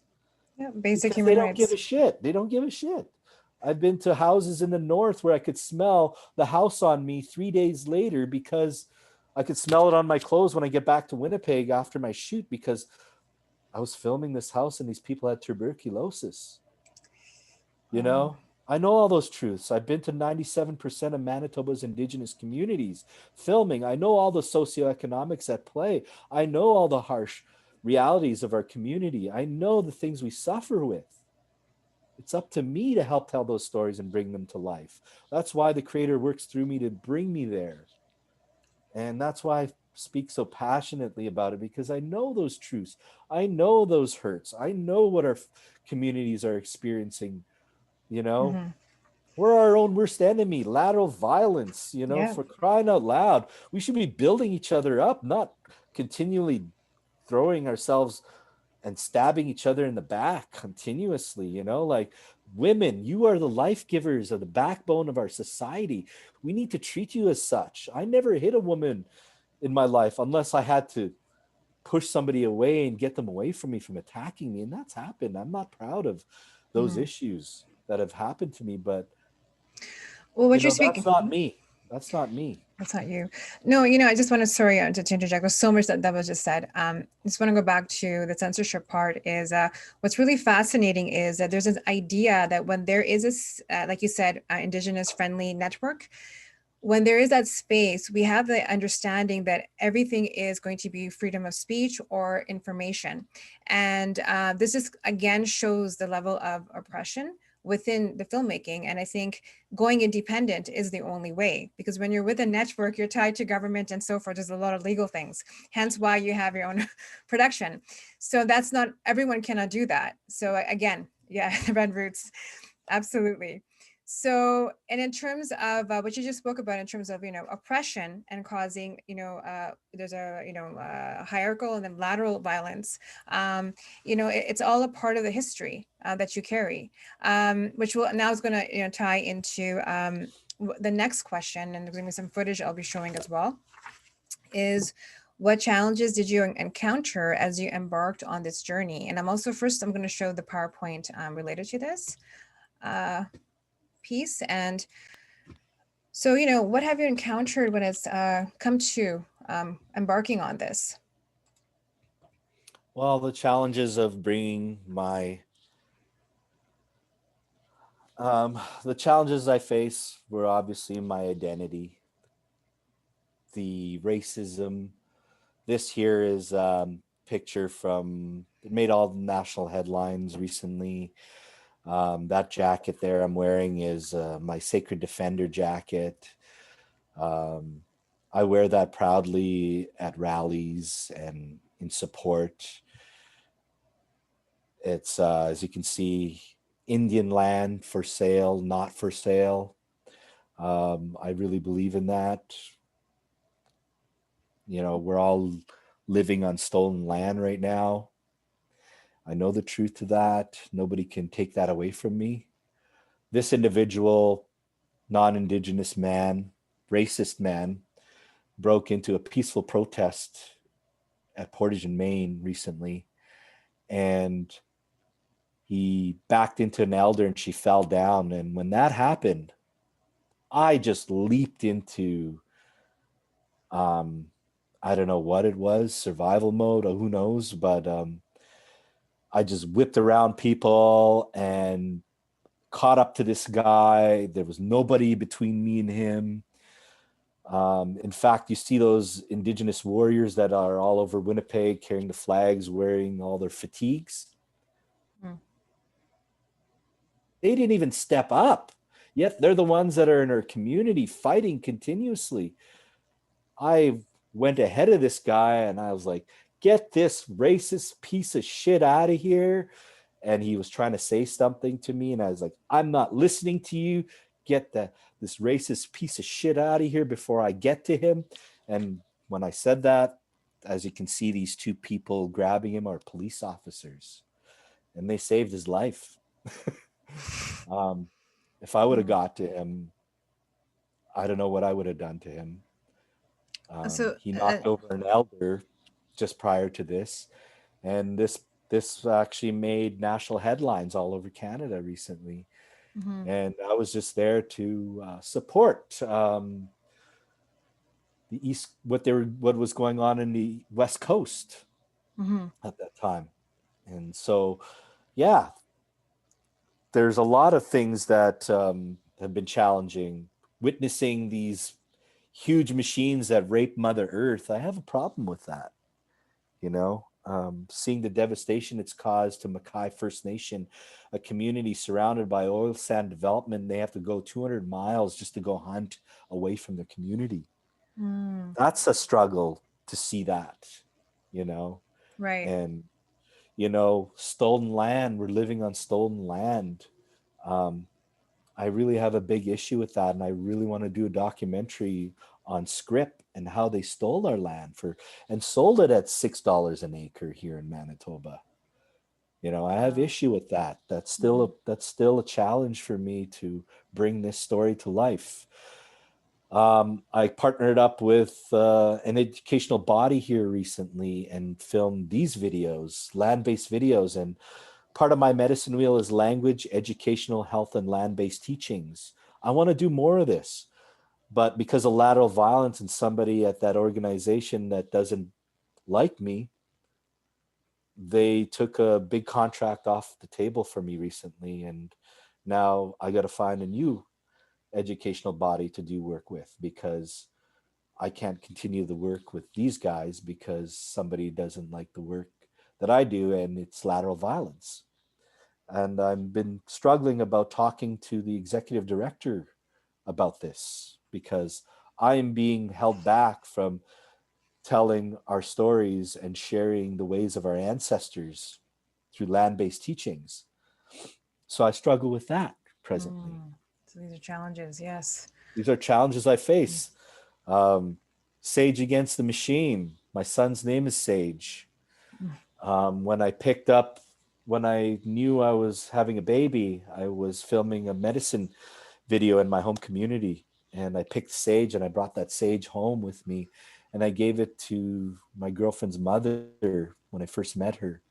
And sage is ever present in my life. My son's name is Sage. I stand for our people, and it's a struggle continuously. I struggle with not being able to document the ways of our ancestors for those who have passed on. You know, these are two individuals that have passed on right here in the Arctic. I talked about trying to find a grant to tell their stories and tell their language, but we couldn't find the money to do it, sadly. I struggle with that. You know? Yeah. I'm smiling there, but I'm not smiling on the inside. Yeah. Elder May Louise Campbell. You know, I struggled listening to her story and on residential school, and it inspired me too. She's from my home community and I love her dearly. I struggle because of the things she struggled with in her life.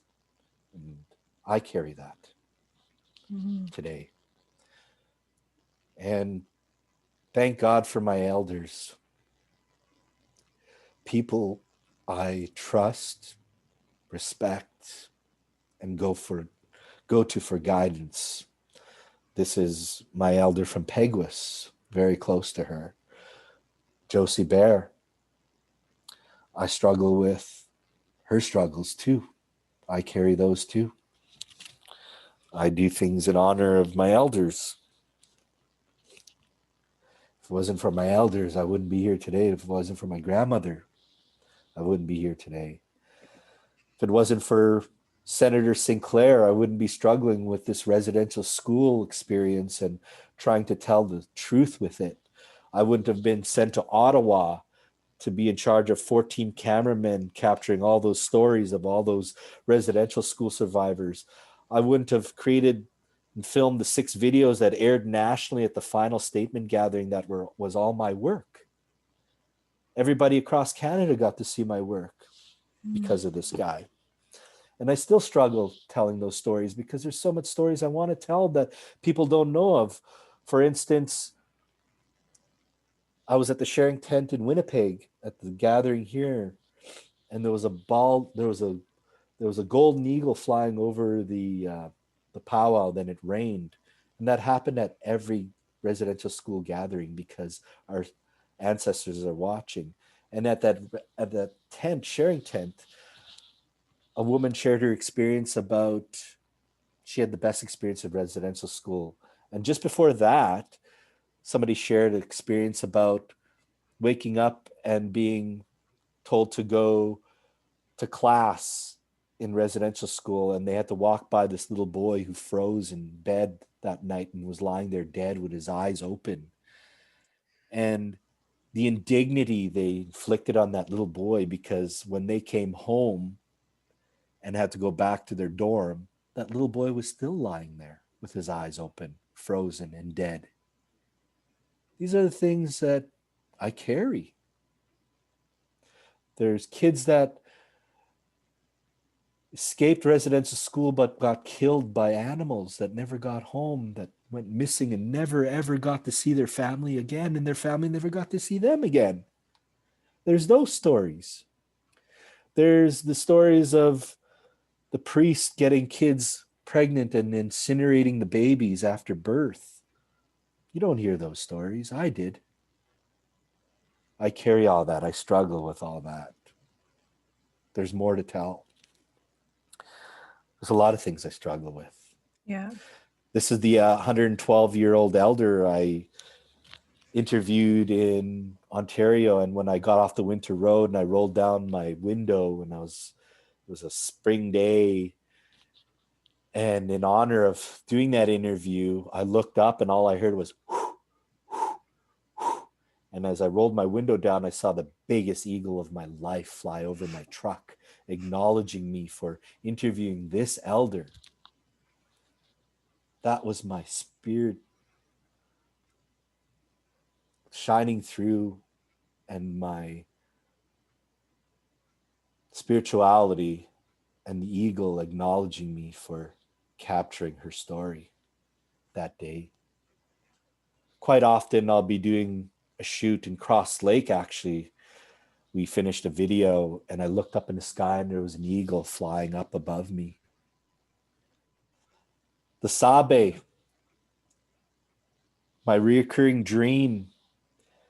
I had that reoccurring dream because it led me to my cultural identity. And I struggle with that still, because I always think, what else can I do? How can I do it? What am I meant to do? I want to do more. I want to do this. And it's my spirit guides who guide me to these projects and put me in these places. And I struggle with that. I struggle with the memory of harvesting moose with my grandmother. And there's 3 individuals in that picture that are no longer there with us anymore. My Uncle Fred carrying the gun, my dad's wife who passed on from cancer, my dad who overcame cancer and overcame terminal cancer, my grandmother to his left who has left us. I struggle with her loss still. And the most recent loss is my Uncle Fred and my stepmom in between. I still struggle with it, but at least I got to document this, and my family is so thankful. I'm so happy I was able to do that, and I still struggle with it. Yeah, I created it, but it's a struggle to keep going. I want the hunt to continue. I want our family to pass these on. There was 25 teachings within this video. I want to create more teachings with our ways of hunting and trapping and fishing. That's how I grew up. From age 5 in Duck Bay, my grandfather gave me 5 muskrat traps, 5 snares, and he took me on the trap line. He took me hunting, trapping, and fishing, paid me $50 on the weekend for ice fishing. Mm-hmm. And I struggle to be a good partner. I struggle to walk in a good way every day.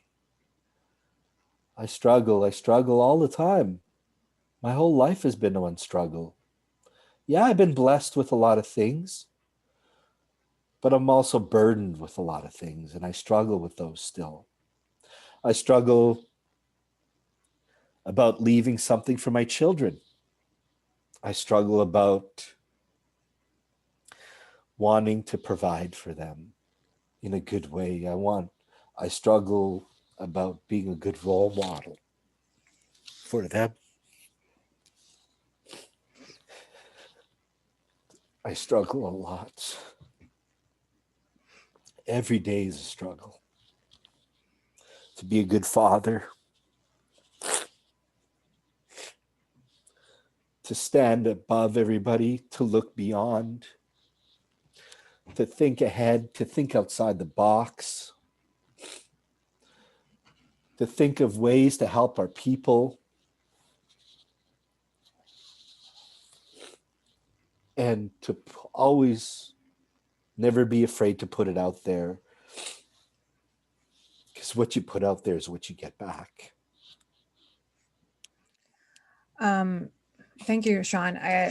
Just from, I'm sure all of us can concur that that you are not only passionate about what you do, but you, being in the role that you are also carrying like all the stories you just shared about everything you hold, everything you hear and see that you carry with you.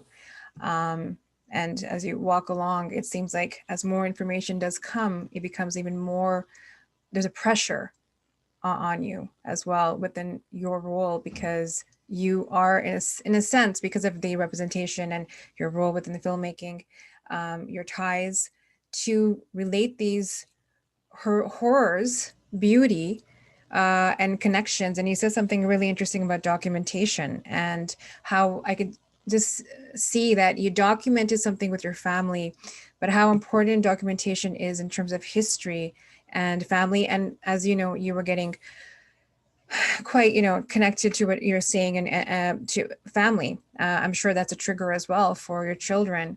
And it's not just you, it's the community that is, volleying through trauma, let's be honest, and Yeah. to, to the Huge. future. It's a huge one. I mean, even in your journey, no one's giving you that.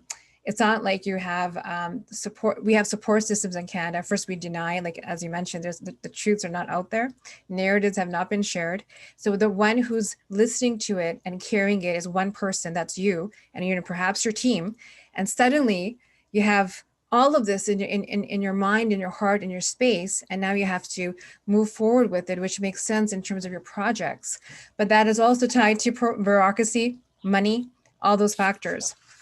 Yeah. So, in terms of, I was speaking about the challenges and so forth. What I'll do is I'll show a clip right now. We'll take a moment, and I do want to share a clip of it may be triggering, but the challenge is also, you earlier on had spoken about the documentary or a piece on suicide. I just want to show that portion. Yeah. So. Yeah, this documentary won 6 awards, and I've spoken about suicide prevention all throughout the province, Red Sucker Lake, Fisher River, Oxford House. I travel with my cousin Darius Parenteau, who's an artist, and hopefully we get to see Darius's clip coming up soon. Yeah. And you're going to see something really special with an individual that I taken under my wing to guide and bring his music and his passion and his story about suicide to life, and help other kids deal with and cope with suicide. Yeah, sorry, seems like I'm having some problems here. I think if you get on the article, you just scroll down it and it should be right there. Yeah. And then it on just got to else. load. Oh, yeah. And it's just got to load. Yeah. Maybe it'll press the Hopefully. pause. Play, hopefully. Boom. If you hit share, maybe. I'm not sure if that'll work. Oh, here it comes. It's a little slow. It's a little slow going. Yeah, it's I think slow going. it's almost ready to play. Yeah. This was okay. He was a go-getter right from day one. He never wanted to sleep. You'd sit him on his bum and he would just immediately go forward and off he'd go. And he was actually walking at 7.5 months old. He got going fast in life. It was like he had a plan and he had to do it fast. He loved magic. And he was very good at magic. We got him a little magic kit when he was like 4 years old. He put all of his magic, he used to carry his magic around in a suitcase that I had gotten when I was a flight attendant for Ward Air. I loved that he carried this little suitcase full of his tricks all over the place, and I'd carried that same suitcase all over the world. Barbara was a beautiful young 12-year-old with long curly hair and very outgoing. We used to like to get into trouble together.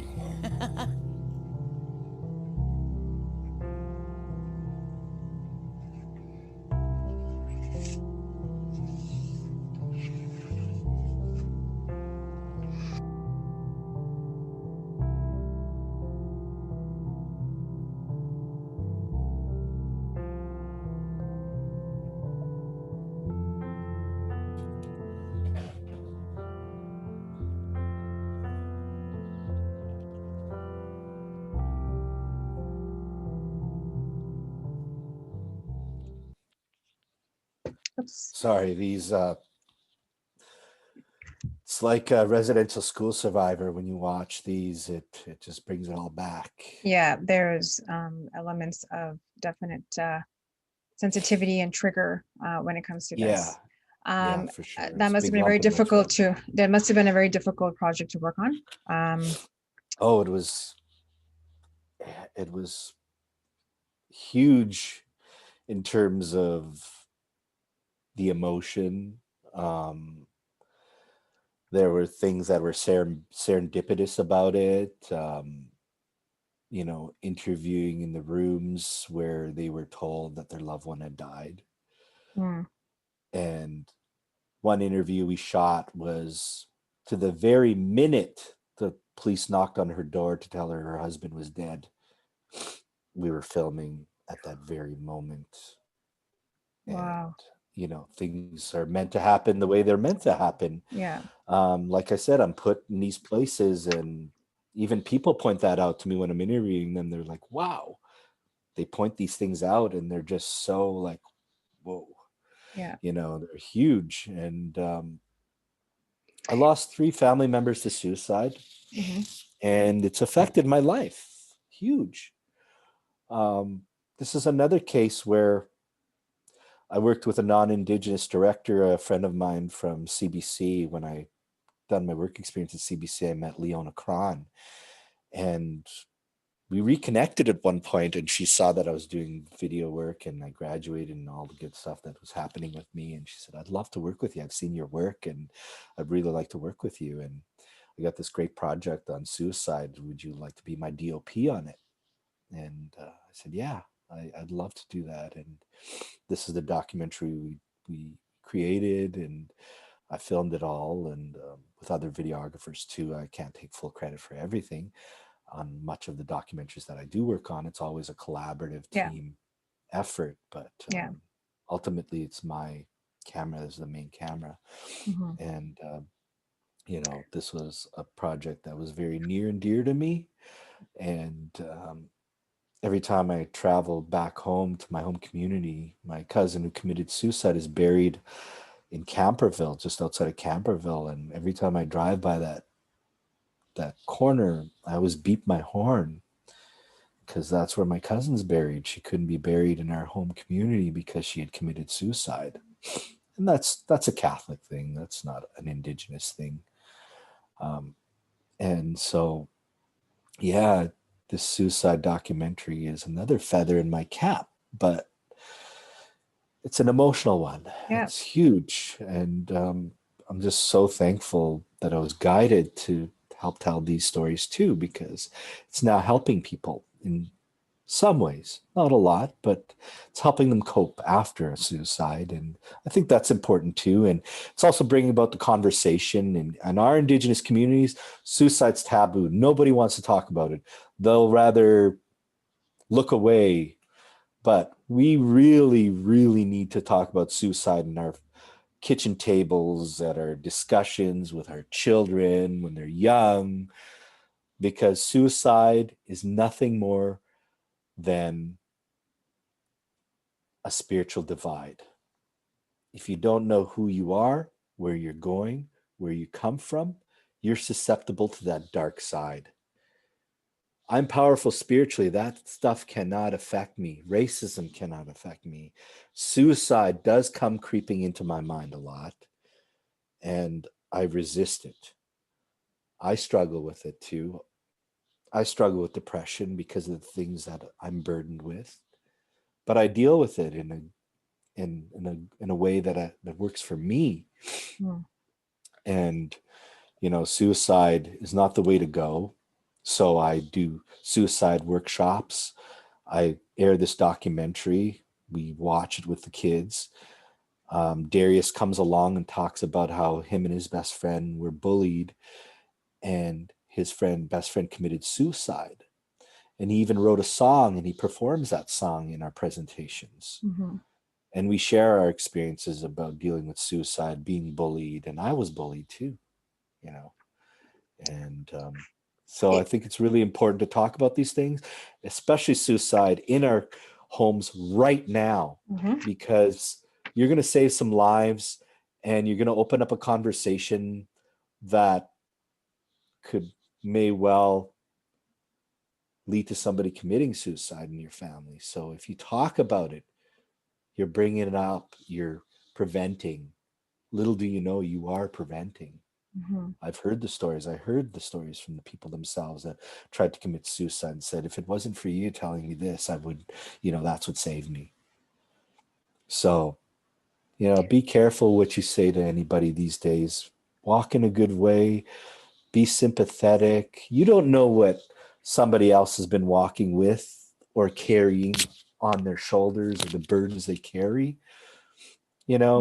As soon as I reach the age of maturity for an Indigenous man, they say is 42. As soon as I reached that age, I realized all these things. You don't know these things. You have to mature and get to a certain space.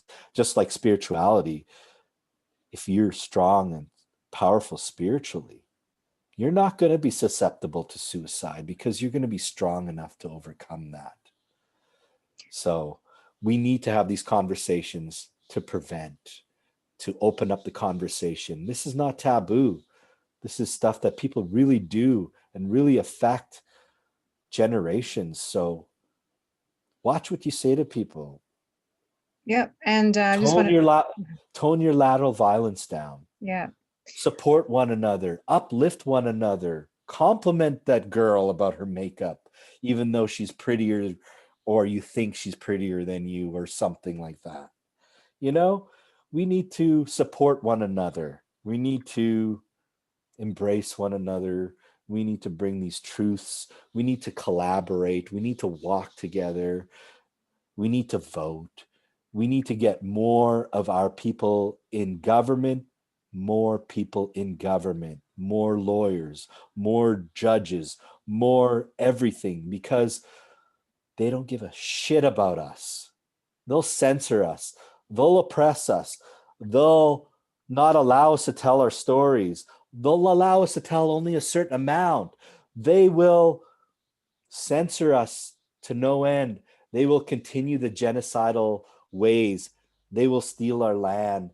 They will laugh at us. They will put us down. They will use those stereotypes against us. They can't do that to me. So yeah, I think, with everything that you've said, I just wanted to just, before I move on, is the suicide subject is one, as you said, marred with a lot of sensitivity, but also, epidemic within Indigenous communities, especially with the youth. So, that also, in terms of, again, your art, your work, the contribution, of course, speaks volumes, but it's also a certain narrative that is linked to certain communities that have historical oppression and so forth. And the higher rates are non-accidental if you look at it from a lens of, society and the struggles the communities go through. And you spoke about, genocide. There's cultural genocide that ties to identity. So I'm going to now switch over to a question that is looking forward. And it's what is your hope for the future? And I'm going to now begin this particular questioning with Darius's video, and then you can speak a little bit about that. So I'm going to just pop in. I think Darius and the dance one is all we need to show from here on in, I think, because we're running out of time. But yeah. Sure. So I'm going to just, sorry, I'm setting up here, and there Darius and the videos and yeah. Got great. it. So we can. So this is Darius. He's from Peguis First Nation.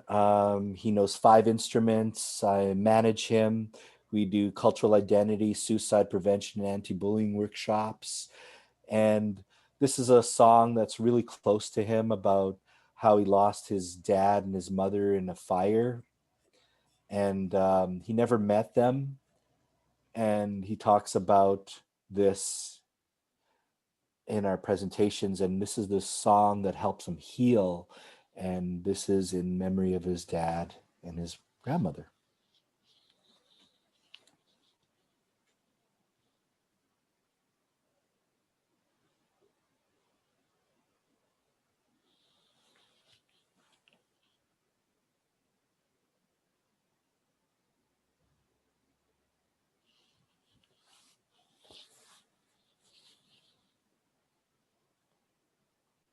Technology, right?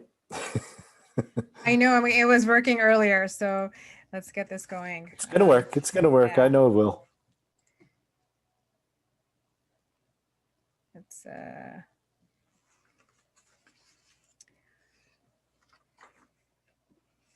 And you knew Darius for how long? Darius is my cousin, and Darius is like 21, 22 years old now. And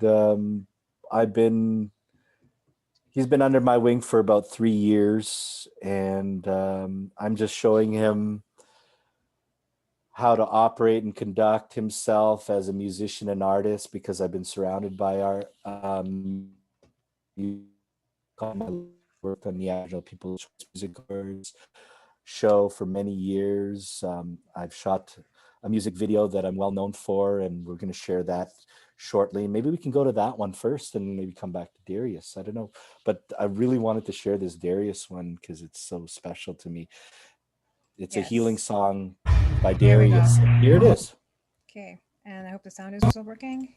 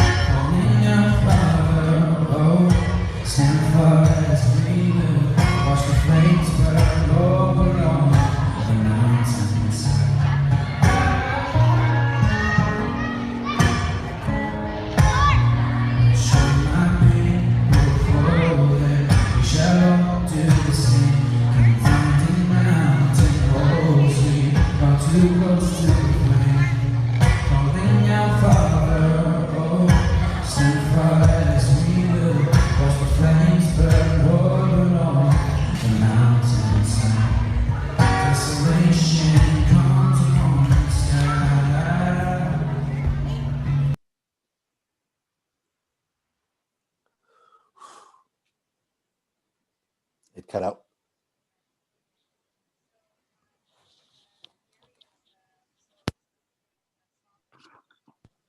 I'm sorry.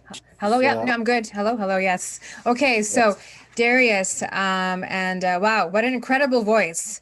It's very moving. You feel it, the energy. Oh yeah. Incredible. The emotion. The emotion. So in terms of the future, I guess you do see him as someone, the youth, emerging. Yeah, Darius is definitely an emerging artist. Every day he's emerging. Yeah. And he knows 5 instruments. I'm actually got my hands always in music world, and I'm always walking in the music world because I have a huge connection to all the Indigenous artists in Canada. I filmed them all in my time, and I'm working with my good friend Michel Briere, drummer of Buffy Sainte Marie, and his dad is the drummer of the Seaweed Band, Donnie. And Michelle moved back to Winnipeg, and we're talking about creating a touring company, and we want to use Michelle's extensive network, international network, to bring artists like Darius across the ocean and to go and perform in Europe and places like that. And we're talking about creating a touring company and really being there to support the grassroots musicians, the ones that don't get the opportunity through Manitoba Music, through other sources, the APCMAs, the artists that everybody overlooks but are amazing artists. Like Kenny Henderson in the Paw, like my Meracity friend in Saskatchewan, who has an amazing Indian residential school, the video they want me to film, and which I'm trying to find the money to film. And so we're going to represent artists and take them across the world and show them and give them that experience of bringing our stories to the world through music. And one day I want to be a tour manager for this opportunity that we're creating for ourselves. And we're going to create a nonprofit organization to do this work. And we're going to support the artists that get overlooked. And there's a lot of people that get overlooked. Darius gets overlooked. There's all these events that happen. They know we're there, but they never invite us. We create our own opportunities, me and Darius. If you see us performing somewhere, it's because we made that happen. You know, there's so much lateral violence, so much competition out there. It saddens me nobody brings Darius on their stage. But you know what? When he makes it big, we won't forget you guys. We'll be the ones saying, hey, come watch our show. We'll give you a backstage pass. Oh, that's beautiful. One day. No, again, within the, what you're sharing, again, you're filling the gap, which seems to be your thing. You're filling those spaces, right? Just looking at the time, I think I will tie it up with the video, the dance video, Anishabwe dance. So if you wanted to, I can show it first. Do you think we could just show the What's Really Res really quick? Sure. I can. Real quick, I want to share one video that's exploded in Indigenous culture and across Canada. It's called a music video called What's Really Res. It has 400,000 hits on YouTube. I think it's a feather in my cap, and it pokes fun at Indigenous humor. And I'm the guy that filmed and created all those scenarios in the video with Conway Kootenay, who's now Smudge Pan, who talks about being deadly. And that's my good buddy. We might even do a sketch comedy series TV show one day called the What's Really Res show we want to do. So What's Really Res is something that we created together and something I'm so proud of. And so many people talk to me about this video, and yeah, let's play it. Okay, so I just set it up and we're good to go.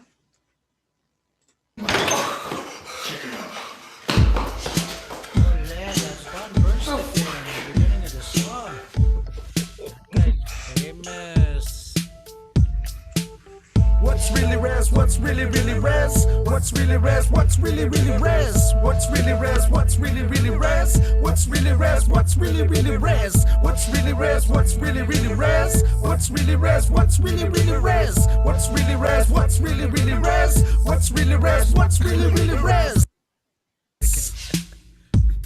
If you start a fight and your wife has to finish it, and I brought my backup. If you get yourself saying never sick, Yeah. if you use a hickey as an engagement ring, Hey, I got one of those. if gossip in your life is a really big thing. What's really res? What's really res? What's really res? What's really res? What's really res? What's really res? What's really res? What's really res? If you use a car hood for a sled, Hey, that's pretty fun, you know. and you use an air mattress for a bed. If you collect a check and you're not even working. Hey, it's payday today. If you use a sheet for a curtain. What's really res? What's really res? What's really res? What's really res? What's really res? What's really res? What's really res? What's really res? Keep going. If you have no bum and bony hips. I got a bannock bum. If you give directions by using your lips. It's over there, over there. If you wanna be with the man that's Cree. Hey, I heard that you're talking about me. What's really res? What's really res? What's really res? What's really res? What's really res? What's really res? What's really res? What's really res? If you don't know who's your dad. Daddy? It's a joke, man. Come on, don't get mad. If you wanna get high fart under the sheet. Oh, boy. If you make a sandwich out of moose meat, That was deer meat. res? What's really res? What's really res? What's really res? What's really res? What's really res? What's really res? If your jeans are too big and you gotta sag, your luggage is made of a garbage bag. If you have to squint in order to see, Ole, what's that over there? Bannocklarden T means BLT. If your in-laws are the same age as you, And your cousins.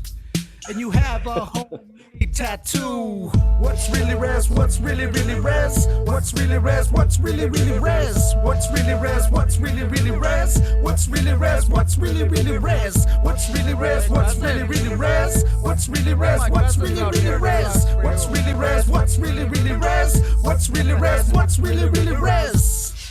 Ole, my hickeyed up flat bum pot belly body. This guy's funnier than me, man. Good job, boys. Love ya. Peace.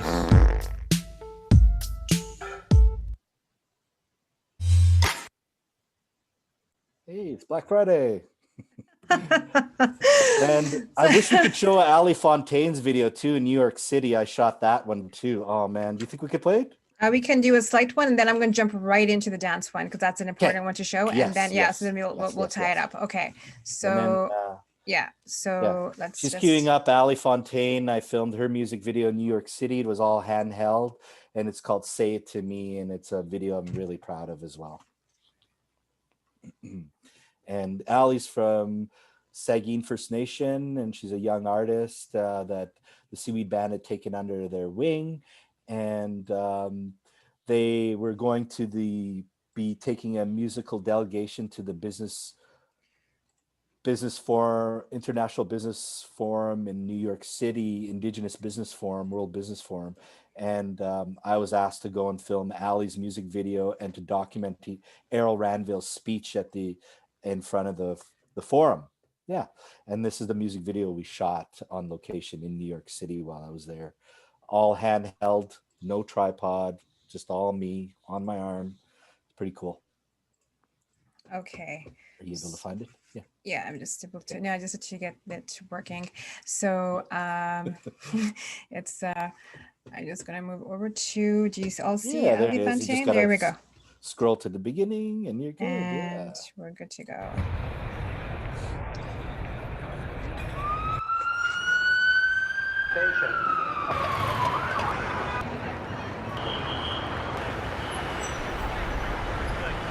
Text messages and on the phone, she's like really.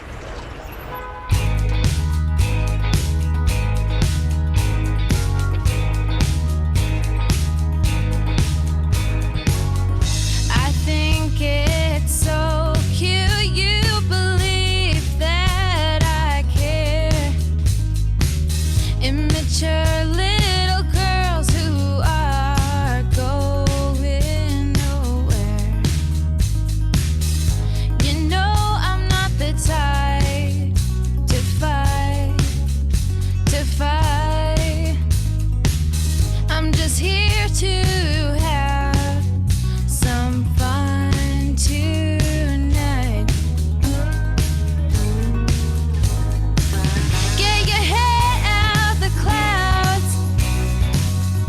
Girl, come back down. Tell me what you're trying to say. Come on, say it to me. Ooh, say it to me. Do you think what you say will really bring me down? 'Cause words mean nothing when they come from a little hound. You know that I can see right through you. Okay, I'm just gonna pause it there, Sean. We got a nice highlight of her. And Yeah. another incredible artist. And I'm now going to, did you want me to show it first and then you can explain the video? Yeah, for sure. This is a cultural identity video we did on the 4 sacred dances for Grand Council Treaty 3 territory and WinHack, a health organization out of Ontario. And this is something I'm hugely proud of.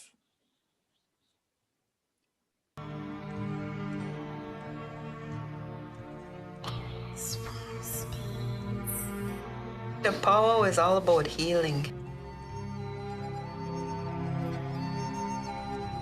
When we send our relatives or ourselves to go dance out there, that's what we say, go dance for the people.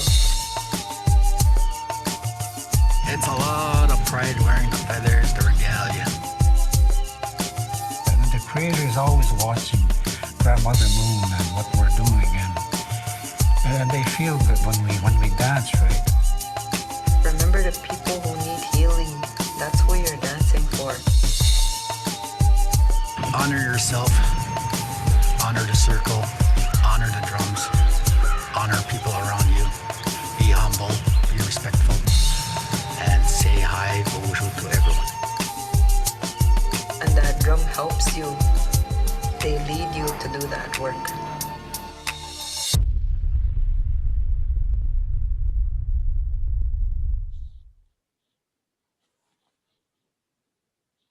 Powerful, very powerful.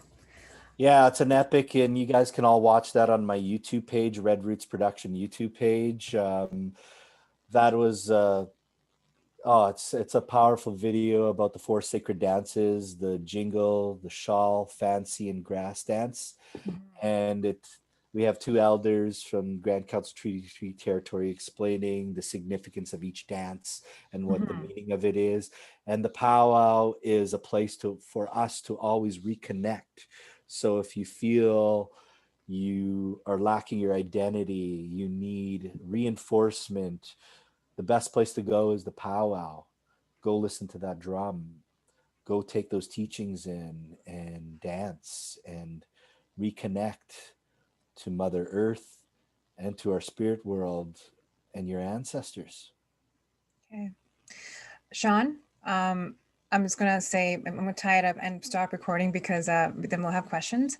Sure. It has been a great, there's no really words to, honestly, from my perspective and with students when we share, to really describe just the window you allowed us into.